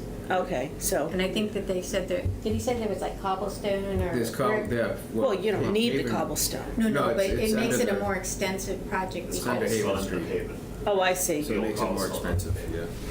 but if they get the Maybe just to grant, add to it'd be this a lot less point as borrowing. well for the crosswalks, it's helpful too as we move to finish the design and get the actual estimated budget that we can look at things like changing the materials for crosswalks and things like that, and look at other cost saving techniques. So. Can I ask a question? Please. Andrew, quick question. Do you know when we will know more about the MBTA community grants? Like, will you know that before town meeting, or like when does that start to crystallize? No, we wouldn't know before November town meeting by any means. If we are able to comply at November town meeting, so my quick reading is that those grants are being made available pretty quickly, $5 million per year for the next 3 years. They didn't seem to have a maximum award. I'm not quite sure the turnaround for notice just yet on them, and if it's a rolling application. So $5 it's a little million more per due community? diligence. No, it's a $5 million total was my read That doesn't of work it. out too much. Yeah. It's not too much, but at the same time, I don't know how many shovel-ready projects there are in every community that fit the scope. So we'd certainly be trying to ask for as much as we can and let them come back with a number to us. Said there's $5 million could be good. you make a pretty compelling case that improving pedestrian access to the train station is about as close to supporting the spirit of MBTA communities as you could possibly get. Yeah. So I would that's The other thing I've noted is that in the debt plan, we do have it scheduled as a $4 million debt because we don't know for sure we're getting the grant. So if the grant comes in, it changes and reduces our debt service and allows us to do more capital or. Is it a federal earmark we're waiting to hear on? Yes, Yeah. federal, yeah. Is there any state earmarks? No, well, we got the MassWork grant and we have that already, so that's a guarantee. But Can we there's get another? Usually the state earmarks aren't for that we could, but usually they're a lot less than what, the federal earmarks are for. So the federal earmark would be key. 50K. Yeah. So, and you're borrowing of just under $4 million, that doesn't include the federal Right. Yeah. Right. So it's Correct. holding a spot on our debt plan, but we were hoping to hear about the grant and be able to adjust it. I think given the trash and the, Killam and the senior center, so a lot of things coming up, this is going to be a harder sell. Oh, to, for sure, for sure. Even when it comes up in the spring, we'll know But more if you about got, it. if you got more information in the spring. On grants, maybe yeah, if we got could a lower grant the and maybe amount, it's it's costing easier. now $1.5 million. Yeah, it's a harder sell to commit someone to it now. Yeah, absolutely. So if it's getting tabled, do we not have to vote on it? You wouldn't have to vote on it. We're just giving but more information. I double checked with the town engineer today, and he said, yeah, definitely that's the course of action as well, because he was sort of the lead on the project, so. And the select. And the other didn't thing that he support it. mentioned, that we had some other, areas where we could move funds around from projects that were completed or where it would fit into this project. Right. So there's that 1.445,62153, that's like funds that he had identified that we would look to transfer so that we wouldn't have to borrow. Right, so that will help. And does the town control all the parking spaces and lights at the train station, or is that the MBTA?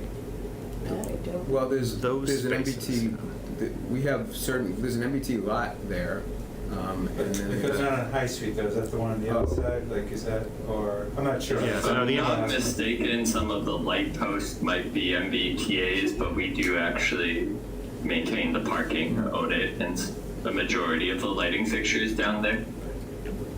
Yeah. MBTA lots on the other side of the Right, train MBTA tracks, so lots it's the other. outside the Yep. scope The one here. that wasn't paid for years, right? Right. Yeah. John? So- This might be a little bit out of scope for FinCom, but if I remember right, this area includes where there was the hit and run a few months ago. Where there was what? There was a hit and run on a bike, I think, on Washington Street. Oh, was it really? there? Yes. I know it's a dangerous area. Yeah, there was. If this is being tabled for a while, are there other things that can be done to slow traffic? Well, some down, of the make traffic projects safer? that. Right, but it's not gonna be in time for this. Oh, yeah. We could talk to the police department, I was gonna say, in we- terms of enforcement down there. We don't have- It's an area they watch, that whole area around the train station is. I mean, we would Suspect. at least want to, if we didn't get the grant, we have the $2.6 million Mass Works grant, so Well, if we- that's all that High Street area of the project. Yeah. We would have to probably invest another like 600,000, which they could transfer from one of the other projects and get at least that piece of it done. Just so we don't lose that grant. Yeah. I mean, Right. I But don't we want to still give wanna go back to April $2.6 for million. that. Yeah, we're not gonna be giving back that money, no, No. that's for They sure. gave it to us, it's ours, Yeah. I'm not giving it. Yeah. Well, and, yeah. I mean, like, I've walked down there, I don't think there are crosswalks at that intersection, Yeah, not really. I think there's a stop sign on High Street, but Washington Street, there's nothing either direction, and that the curve seems like it's kind of designed to drive around as fast as you can. Yes. There's Yeah, a, PTCF will get There's a it. Like I saw the few. pump outs there, and I thought, I was gonna it's say, really- The railroad right. Yeah. crossing there and everything. It's- Right, Yeah. Yeah, it's a wide road for sure. okay. Yeah. All right. So it So doesn't we look need like. to vote on So we can Yes. be no report then. Yeah, no report on that. Right. Though, for what it's worth, it sounds like the consensus is supportive of indefinite postponement. So. Yeah, for sure, we got that message. Yeah. so. No So, report on the next one. yeah. 13, I think, is the next one. 13 Nothing is on our- 150,000 for, Invasives. Phase 4 tree removal and invasive plant management. Right. And that's a request from the Town Forest Committee. And I guess it's phase 4. We've gone down this road before. They did a nice presentation to the select board on this as well, and they'll have something for town meeting. They're gonna present it, so. Is this a continuation of what we gave them, like 200K of ARPA money for? Yes, We had heard yeah, those phases. yeah. This is the next phase. And this is the Yeah. next phase of it. And from what I'm told, it's very, very needed in the town forest, so I'm asking for that. Is this the last phase? I think for removal it was supposed to be. Yeah, Is that right? invasives. Yes. But unfortunately, it's only getting started on invasive plant management. Yeah. But for tree removal, I think this was the last phase. Yes, And so this is likely to just come out of free cash? yes, That's the. yes. that would be the ask, yep, free cash. Yeah, it says right in the background, this is anticipated to be the last major phase, dead tree Okay, yeah. removal. Yes.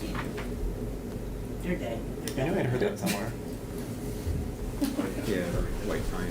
So we'd want to vote on on this article, and I think it's the last one that you'd need to vote on. Yeah, Because you already the voted others. on 15, so. this That's would be correct, The yeah. last one tonight. Move to recommend the substance of Article 13 to town meeting. Second. Thank you, Jeffrey. Thank you, Ed. If there's, any further, actually, I will insert one bit of discussion, which is that when I was reviewing earlier phases of the tree removal, wearing my previous hat on conservation, they gave us a tour between when they marked the trees to be removed and when they were actually removed, and some of the trees that were marked to be removed had fallen down since the time they had marked them. So that was a very compelling Very telling. argument, as to, like why like these trees needed to be taken down. So, all right. Any other? After you're done voting, you might want to assign them. Do you have to assign them? I do. That's You do, yes. Yep.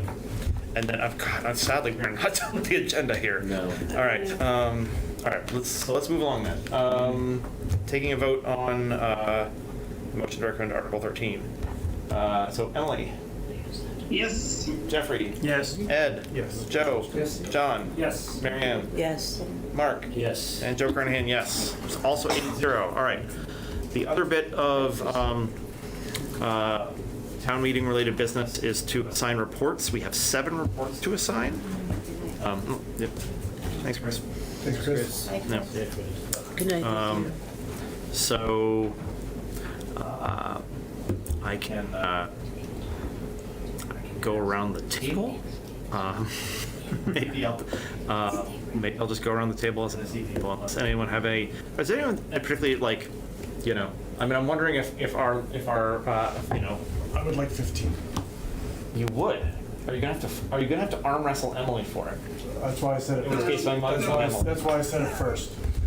It's funny you say arm wrestle. So I'm having shoulder surgery 3 days before town meeting. Oh, boy. So I can't arm wrestle, and I will probably be there, but I might not be coherent. So Maybe it's all right. best that- Okay, very well then. So let's give that report to Ed then. Oops. And it sounds like I think you, Joe, should take the first one. me. Article What's the 3, first yeah. one again? I don't That's Is that capital three? plan. Yeah. I don't see why not. I don't have any personal attachment to any of these. Could have. I kind of figured if we were voting on Hammond Street, it would probably be me if we voted in favor and Marianne if we voted against, because it would represent the opinion either way. But it's a moot point. So, all right. So then, just go around the room. We'll do. Joe can do the budget amendments. Joe M. John can do Smart Growth Stabilization Fund. I was gonna spread the love. So Leo, so 6. Marianne can do 7. Mark can do 8. And Jeffrey can do 13. Okay. All right. Who's doing 4? Joe? Yeah. I'm writing it down just as a backup in case you're late and everyone tries to No, remember. it's all right. So, all right. Okay. In that case, I think we are done with everything we need to do in advance of town meeting. That's true. Good, unless bills come in, we need to vote on Article 5. But And then we can stick that with Endry, who's not here. and right? we'll stick that with Andrew. See, I'm being nice. I'm not just giving work to the guy who's not here. Unlike the last year. Unlike my predecessor, who gave me the budget when I was absent. It's all right. It gave me a chance to actually comment on the budget, which I didn't have during the meeting. All right. So next on our agenda, and this is what another thing that Andrew, I know, has been patiently hanging around for. Yes, Thank you, he's Andrew, still on. to staying on awful late. That's all right. So the Eastern Gateway Project Steering Committee, would you like to talk about what we're looking for there? Sure, I'll try to be brief for you guys. So back in 2019, the town, through some additional grant work, had done some conceptual design work with Gamble Associates on what we had deemed the Eastern Gateway, which was really, if you pull up the map down at the bottom of this document, was the industrial parcels on the south side of the MBTA track, which was really the RMLD campus and some of the lots and structures in and around it. Obviously in 2019, turned into 2020, priorities shifted, things got reevaluated over the next few years. We had re-engaged in 2022, I believe, to bring this plan back out into the public realm and say, let's refocus on this area because it has continued to be heard as a need to address the industrial zone area. So we submitted some more grant applications.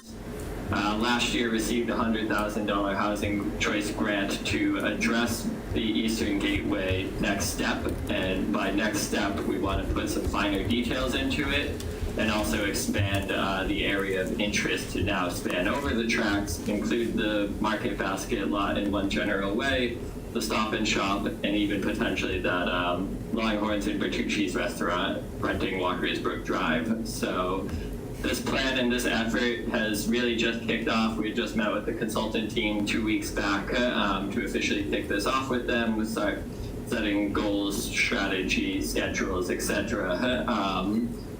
The long-term intent of this plan is to engage with the broader community, the whole community, because this is such a large effort to identify the appropriate land uses and also some potential transportation and infrastructure improvements we can start making in this district.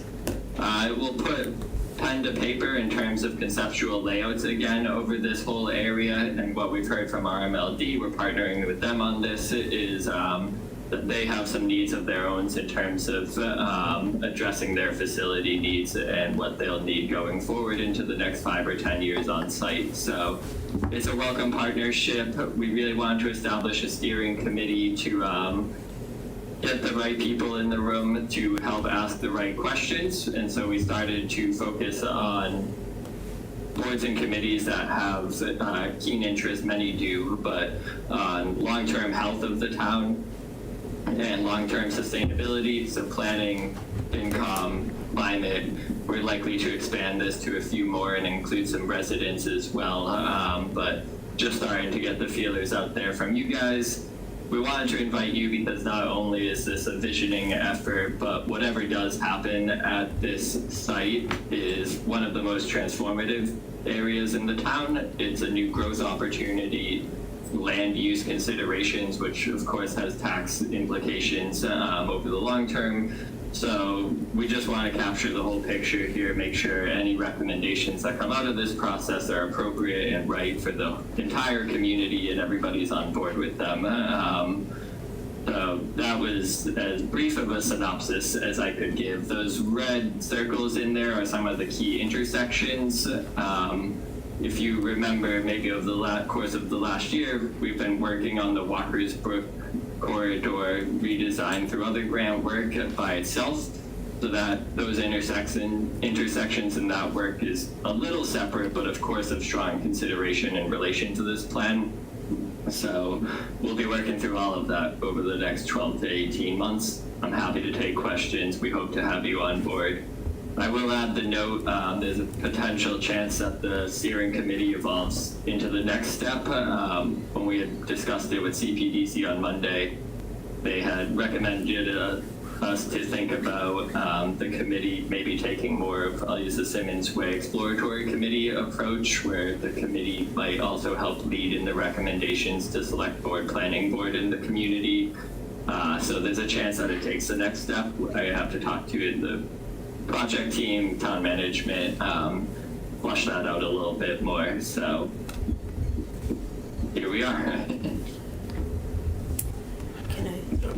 So I watched some of this discussion on the CPDC the other night, and I appreciated Chair Weston's concern, like that this project was originating maybe out of the town side versus out of a committee.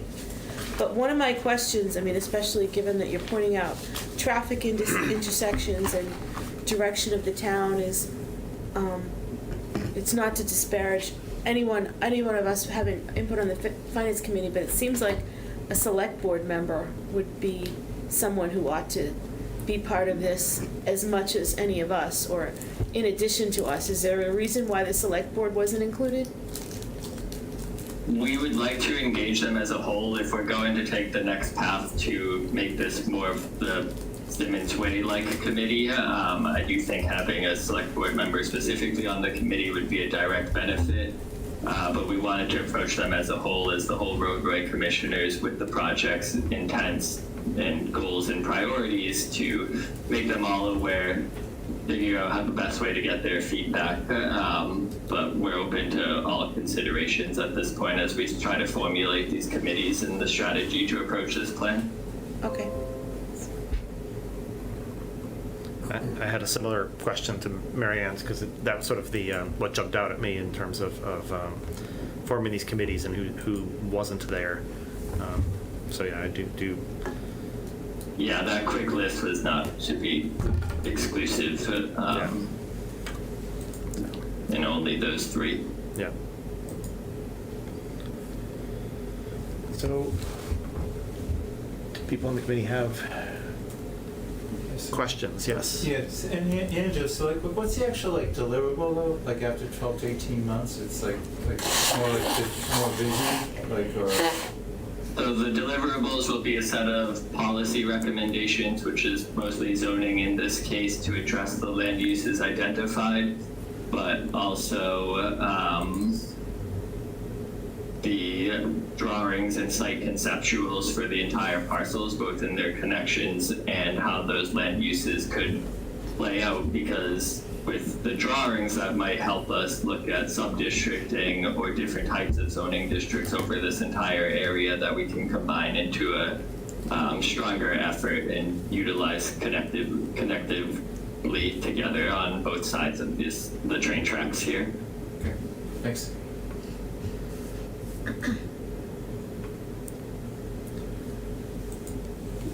So then the next question I suppose I should put to the committee is anyone interested? I see a hand from John. All right. Is anyone else interested? Because if no one is, then this gets real easy real fast. I am, but I'll yield to John. I live like I can walk there, so I'm secretly interested, but also not interested enough to find somebody.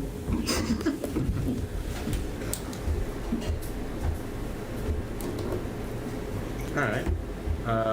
Then it's funny. Someone asked me about voting on things. Do committees have to really vote on everything? And I actually looked it up in the charter, and despite the fact that we didn't vote on appointing Jeffrey as our representative to the school finance hiring thing, the charter specifically says, maybe it's the bylaw, I forget which one, but one of them specifically says that we should vote on appointments. So, I'll entertain a motion to appoint John Sullivan as the ex officio FinCom representative to the Eastern Gateway Steering Committee. So moved. Thank you, Ed. Second from Emily. Thank you, Emily. Anything before we vote? No? All right, it's late. We're moving faster and faster. All right, Emily. Yep. Jeffrey. Yes. Ed. Yes. A contentious yes. Joe. Yes. John. Yes. Mary Ann. Yes. Yes. Mark. And Joe Carnahan, yes. 8-0. All right. Okay, so, boy. Thank you all. Oh, thank Thanks, you, Andrew. Thanks, Andrew. Thanks so Yep. much. Bye. Bye. Bye, Karen. All right. Just making a note about that, especially because my memory does not get better as 10 p.m. gets closer. All right. We've got a financial forum in 3 weeks. So that's the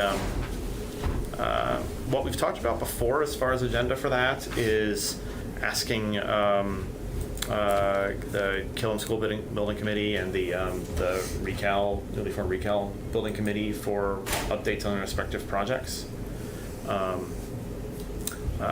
don't know if our liaison to the Killam School Building Committee knows. Are they gonna because we just want to know what it costs. Are we gonna have more? We might be a little bit closer, but we may. But we're probably overdue for we'll have a lot more information to share. I mean, a lot's happened since we met in the spring. So again, there's still a lot to be kind of flushed out. To know any kind of exact cost, but we won't be too far after that where we will. we'll start to know more numbers. Was so. there some thought that there was going to be a special town meeting so that we could have an April vote on this related to Killam, or was it still going to be a June vote? Because then this would be like the last financial forum before a special town meeting. I think probably more than likely, I would assume that we would probably have a recommendation to do another, kind of ad hoc forum about it, depending, whenever it is. I would assume that we would probably have another. That would maybe just in between my ears, but that's what I thought. I thought we would end up having another one. Because I think as a community, we're probably there's already been a ton of outreach, but there'll be just even more and more, especially as we get closer to a vote. So. When is the MSBA going to get back to us at some point? You know how we have to present like. At the end of this month. At the end of this month. At So the it end of won't be before month- this forum. Okay. Yeah, at the end of this month, we'll know, I think it's by the 30th, we'll have, and I think, all the body languages that, everything that we've presented, I think we presented last week, 2 weeks ago, and it's, that things should be, kind of approved, but we'll know officially, I think, by the 30th. Yeah. Okay, well, I'm just gonna say, if they could do it on the 30th, that'd be nice, because we have some good news to celebrate that evening. Yeah, we might. Yeah, or at least just to tell them what option it is. Yeah. Yep. Yes, so, although, I mean, we are gonna hear about it when we don't talk price, just for the record, because that's specifically what people have been asking for a long time, but. Yeah, I mean, because what happens after, from the 30th, then the designers are already moving to schematic design, but they're front running that. You really move to schematic design post the 30th, so, and then it's with schematic design is when you start to understand more what the cost is gonna be.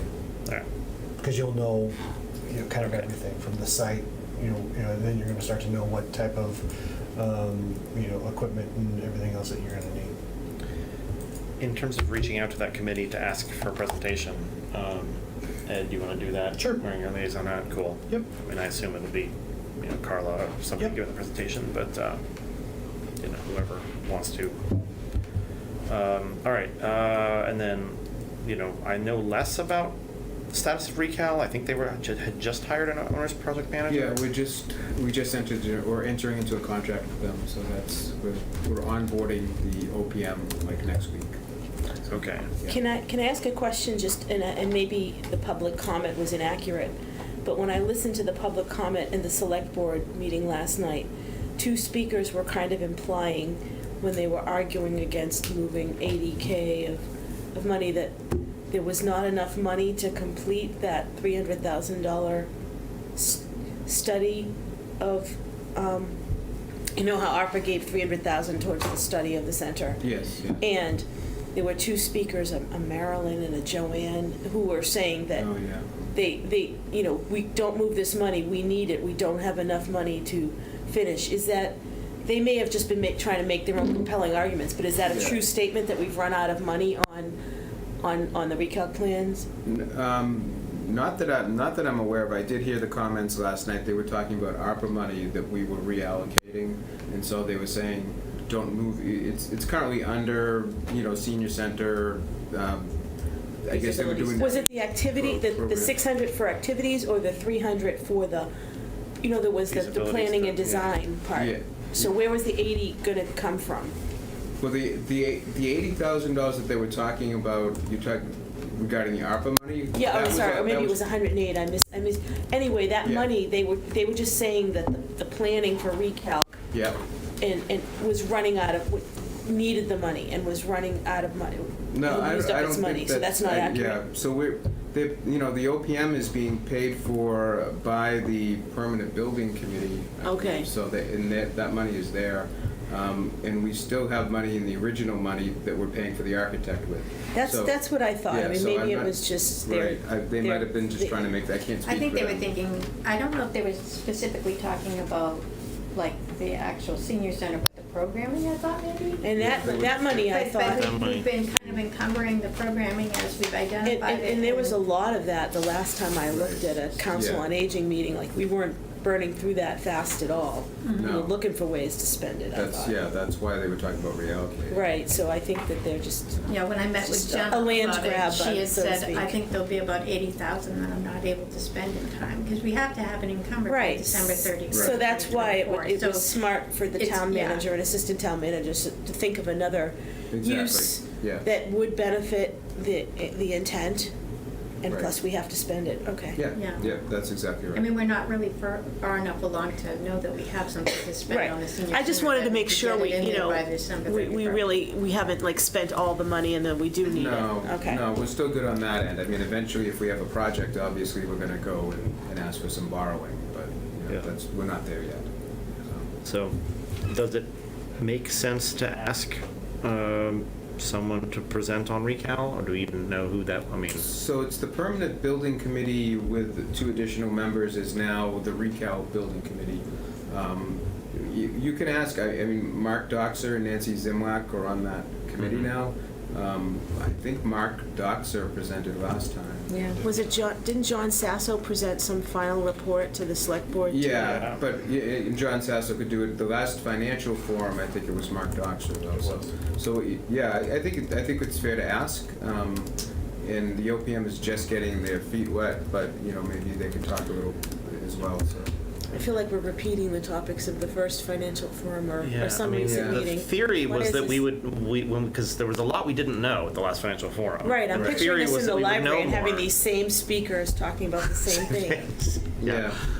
Did they talk at the I won't last- ask Carlo to talk about Yeah. CPA. No, well, it was the one in, was it August or something? No, it was in May. It was in May, It was in right, May. Yeah. that, whatever that was, yeah. Yeah. So, I mean, the theory was that we would know a lot more now than we did then, and we'd have answers to the questions that people had then, and I don't know. It Might know more sounds like about it sounds like Killen. we're gonna know more on. Well, we know Yeah. more about We the can't- I design, mean, they're gonna preferred have an designs OPM. for Killen. Yeah, there's certainly updates on both Things are moving projects. along, for Yeah, sure. I don't know Yeah. that we have enough to like fill a whole night with, you know, but we can open it up to comment. if- Yeah, I mean, you know. it was. Those were the 2 major, and then the CPA is being, you know, yourself. Yeah, I mean, there's not much to it. There's nothing to report there. Yeah, That- there we really And don't there's have anything nothing to new report. on SWEC, I mean, that's sunset right now? Yeah, that's Sunset, yeah, and so that's, I mean, so Simon's Way is being looked at for pickleball and for the senior activity center, so. Yeah. Right. Would we ever consider like rescheduling it, like pushing it out a little more? I mean, would that help? Would we actually, if we delayed Make it, it would like we in know November. more? The financial I forum? mean, November has town meeting in Yeah, it, which then- is going to be then it would- involved when would it No, but they 14 had nights of like arguing some about MBTA meetings scheduled, communities. I thought, for November, a potential. Well, town meeting. meeting's November 12th. Well, But I think there was, I thought that in the schedule, if It's- I remember So there's a- correctly, there was something about There's November. always a- November 6th is really the only time. There's always a place for us to meet in November in case of last minute warrant things. Yeah, I think, November 6th, we have a regular meeting if needed. Yes, that's So we could the, eliminate the 30th and make the second financial forum on the 6th. I guess then, do we know what space we would have, or not that we could still have it in town hall? That I don't know. yeah, it's a day after the Jackie would be election. able to tell us which So- would be able to schedule. I mean, but would the, Sometimes is the we're third, honest. is the 30th versus the 6th make a difference? No. I mean, if you're getting information on the 30th, they'd have time to put it in the presentation, I would imagine. That's the only thing I was thinking. And make sense of it, and would have, well, Yeah, certified have some free time cash to doesn't compile matter. Yeah. what to, share. I Yeah, don't we know. just want to check on rooms, because I know this room generally after, the day after the election, Laura usually has this, you know, day after. closed But off. we could- financial forums, we normally, We could see if the library is available, I Yeah, suppose. maybe Yeah, the library. that would be a better Yeah. forum. What- Not that we want the high school, live, we did that once, but wasn't it, the audio wasn't great? It wasn't great in there. I think we tend to default to the library if we can, the public library. Right. Right. So what I'm hearing here is that November 6th might be better if we can get a room. Call on November 6th. So that sounds like I should follow up with Jackie on room scheduling and then. So it sounds, Yeah, it sounds we like can- a- Jackie can work. All right, Jackie I'll can follow work up on with that. Jackie Yeah. on room scheduling She's and then probably we can listening pick one of right those two now, dates. so- Yes. Yeah, All right. Sorry for being dense. Would we be flipping them? are we intending to meet on the 30th to see like what we might discuss? I'm sorry, I missed that part. No, I think we wouldn't meet on the 30th regardless. Yeah. And then we'd meet on the 6th, and if we needed to do any last minute town meeting business, we could also do that on the Yeah, 6th. exactly, combine the two. Okay. Yeah, you could, yeah. But it's I mean, I'm trying to look right now at the library community rooms. It's not showing me past 4 p.m., but November 6th, they're showing as green. I don't know why I can't see I just got later in kicked out of the time. Zoom. All right, that's weird. So they're- I just lost internet because I think it stops being publicly available at 10 p.m. Is that what it is? Really? Yep. I didn't know that. Yeah. Well, I have you it- presumably have a have the password for employees. Use your to phone as a, I can use my phone as a hotspot. I will do exactly that. I know, I'm losing his power. Because I just got We're almost done. I got learn something new every day. Yeah, well, you you guys have never spent time in this building not as employees, Yeah. presumably. No. So That's probably what This is true. Town guest? Town guest is usually. So I was on there was an RPL one that, but let me try town guest. Town guest. Town guest, I think. I don't think they should. Okay. Oh, interesting. It must be the RPL one, which you know what, and that might be like. Where did you get the RPO one? No, there isn't RPL has hotspots in this building. Oh, okay. And no, yeah, it's not coming from the building on Middlesex. All right. It'd be easier to pick up Wi-Fi from my house. Yeah. It's closer. But okay, all right. Well, if that works, cool. Yeah, I don't know why. Does the library, I'm looking at November 6th, does gray mean it's not available? One's up there? No idea. I don't know. I'm not sure. Is it All showing right. like 5:30 to We'll- 8 gray? We'll sort this out Yeah. tomorrow. We're Yeah, we becoming. can It's after figure it 10 p.m. We're becoming rapidly less effective. Right. All right. Are there other topics? Because we're still. I mean, that's a pretty. You know, I think that is probably worth having, not least because we specifically promised people we would have it. And I'm kind of big on doing what I say. But are there other topics that we would want to cover in a second financial forum? And leave that open, and people can send suggestions too between now and whenever we post before. I think my brain just checked out. I don't know. Yeah. All right. Well, you certainly know how to find me. You all know where to find me, actually. So, so yeah, please do, if you have ideas, pass them along. Let's see. The only thing I'd written down as far as future agendas, not necessarily in that forum, because I think I need to follow up. I want to follow up with Sharon outside of a meeting, actually. Though I know you're busy, about the way we manage our cash reserves and the fact that we have. We have a stabilization fund, but we kind of don't, a general stabilization fund. We don't actually, most of our reserves are not in that and are in free cash. And so that's a question that There's I'd always like been to that bring up. conversation about, do we move that 7% to be the stabilization fund, and then what's in free cash is what's really available above the 7%. Right. Although we've talked about 10% is kind of more of an ideal number, but. Yeah, I saw that in the minutes from last time that you were gonna ask the auditors about.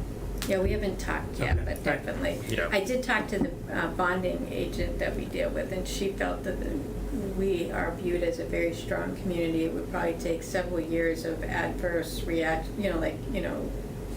us to have bad performance against our budget to actuals to actually consider downgrading us, but who knows? But she actually did send me, and I was gonna put it in the packet, kind of the S&P guidelines on how they weigh things, because I guess they've changed recently, so I'll send that to the group in terms of how they weigh certain factors.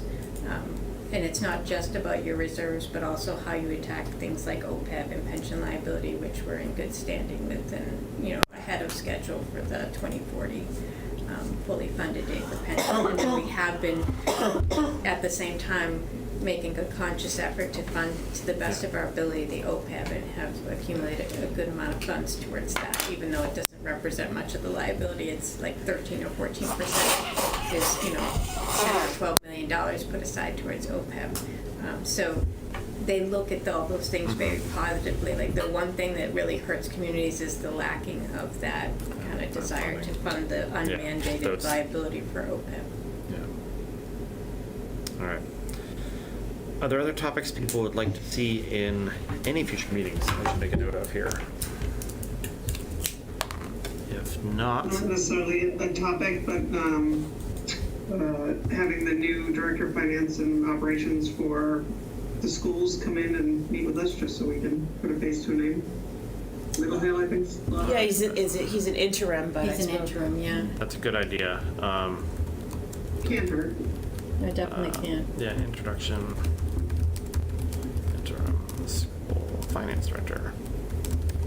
I was actually wondering when Sharon was talking about someone being her backup, whether this is someone we should know too, or who should know us. Oh, my assistant? Yes. So. So she's the treasurer and she's the assistant CFO. We both carry two roles, which is part of the problem. Yes. Yeah, I could have her come and meet. Yeah, I mean, I don't, you know. It'd be nice to have her. Right. I mean, I don't want to. I'm self-conscious about how often we ask, you know, people to come in here, not work hours and work like you're doing right now. At the same time, though, it would be nice. She could even come by Zoom just to. That's true. That's true. That way she could be home with her kids and stuff. She's been here for about 3 years now, maybe? 2. 2 years? Just 2. 2 years. But in 2 years, I haven't been able to involve her in the budget at all because we're that busy. So. Right. Is it our domain at all to talk about the Burbank Ice Arena money? I know that that's come up at the select board, and we came up briefly as could it help pay for, you know, part of the floor, and there's an agreement for what it's used to. It's not a consistent amount. But community members have reached out to me, like, one has said, you know, let's find some new use for it, like for adaptive sports. And another one has said, well, it really needs to go in the main fund, and we all decide what to do with it. And it's not a huge amount of money, though. I think there's like, isn't there? $425 sitting in that fund. But I mean, each is year, that like, we get a little bit more money from, depending on how the formula works out and what they have left over, that gets turned over to us as rent. I mean, so it grows every year a little bit, but it's open. The contract is kind of, you know, not specific, that people will discuss intent, but is this beyond the scope of what FinCom is supposed to do to talk about that money? Because it keeps bubbling up. Yeah, no, I think that's in scope. I've talked to probably many of the same people and heard the same opinions. Yeah. You know, honestly, I was kind of waiting for. We had Carl here tonight. I've been waiting for him to show up to us at some point, because I know he approached select board. He has a lot of thoughts on that too. I mean, and he approached REC.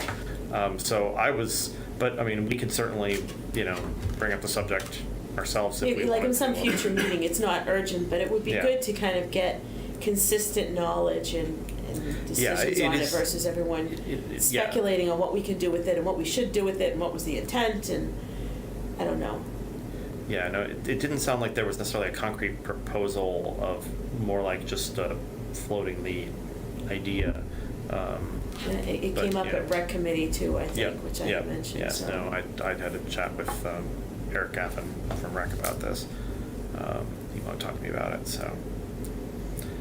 But I mean, if you're just thinking of like rough future addenda topics. Nope, good. I mean, That's a good the only thing I thought. can think That of. it dropped off my radar. I think it's a good one to think about for future meetings.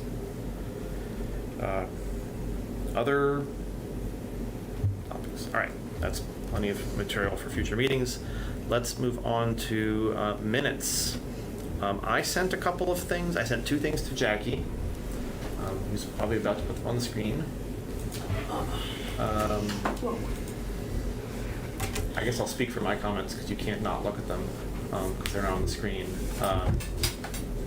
I objected to the word couple because some pedantic people will interpret that literally to mean 2, and I'm like, no, it didn't mean 2027. It meant it could be 2027 or 2028 or 2029. But those were the, you know, so several is. I mean, the performance of each year and how free cash looks is going to dictate a lot. Yeah, exactly. So we don't know enough to be as precise as couple. And then there was just a mix-up of the number that Sharon, you gave for excess revenue versus regeneration, and so that fixes it to be 4.58 was the excess revenue and or the revenue beyond projection, and so the regeneration was 7.1. Which is crazy. Tell I us hope about we it. keep regenerating at that level, then there will be less concern, but I don't know. Like I said, there's always things in there that are not expected to continue. I mean, because I think investment income was like $4 million. That's a really high number. You said a 2.8 million, and it's in the minutes even. which is still a bananas amount of money. Like for just, like we're And that not. just about funds the whole high school, field house floor. Right, we're not, like, we're not an investment. We're very Yes, fortunate we're in the not way in- things come our Yeah, direction, yeah. So, all right. Did anyone else have anything for the minutes? Then I will entertain a motion to approve the minutes as amended. Move to approve the minutes of the September 18th meeting as amended. Second. Thank you, Jeffrey. Thank you, Ed. Any discussion before we vote? Seeing none. Emily? Yes. Jeffrey? Yes. Ed? Yes. Joe? Yes. John? Yes. Marianne? Yes. Mark? Yes. And Joe Carnahan, yes. Yeah, there it says 489 for the ice rink, maybe I'm mistaken. I don't know why 425 is stuck in my head. Close. Close enough, it's over 400,000. Yes, all right, okay. I'm looking for a motion to adjourn. Motion to adjourn. Motion to adjourn. Second. Sorry, I I believe that's, thank you, I Ed, really for the wanted to- motion. Thank you, Marianne, for the second. We do actually have to vote. Emily? Yes. Sorry, guys. Jeffrey? Yes. Ed? Can someone pass Joe? that to him? I don't want to pass John? my journals over. I'm just gonna- Marianne? Yes. And Joe Carnahan, yes. Thank you, everyone. Thanks, everybody. Oh, we had to work for that.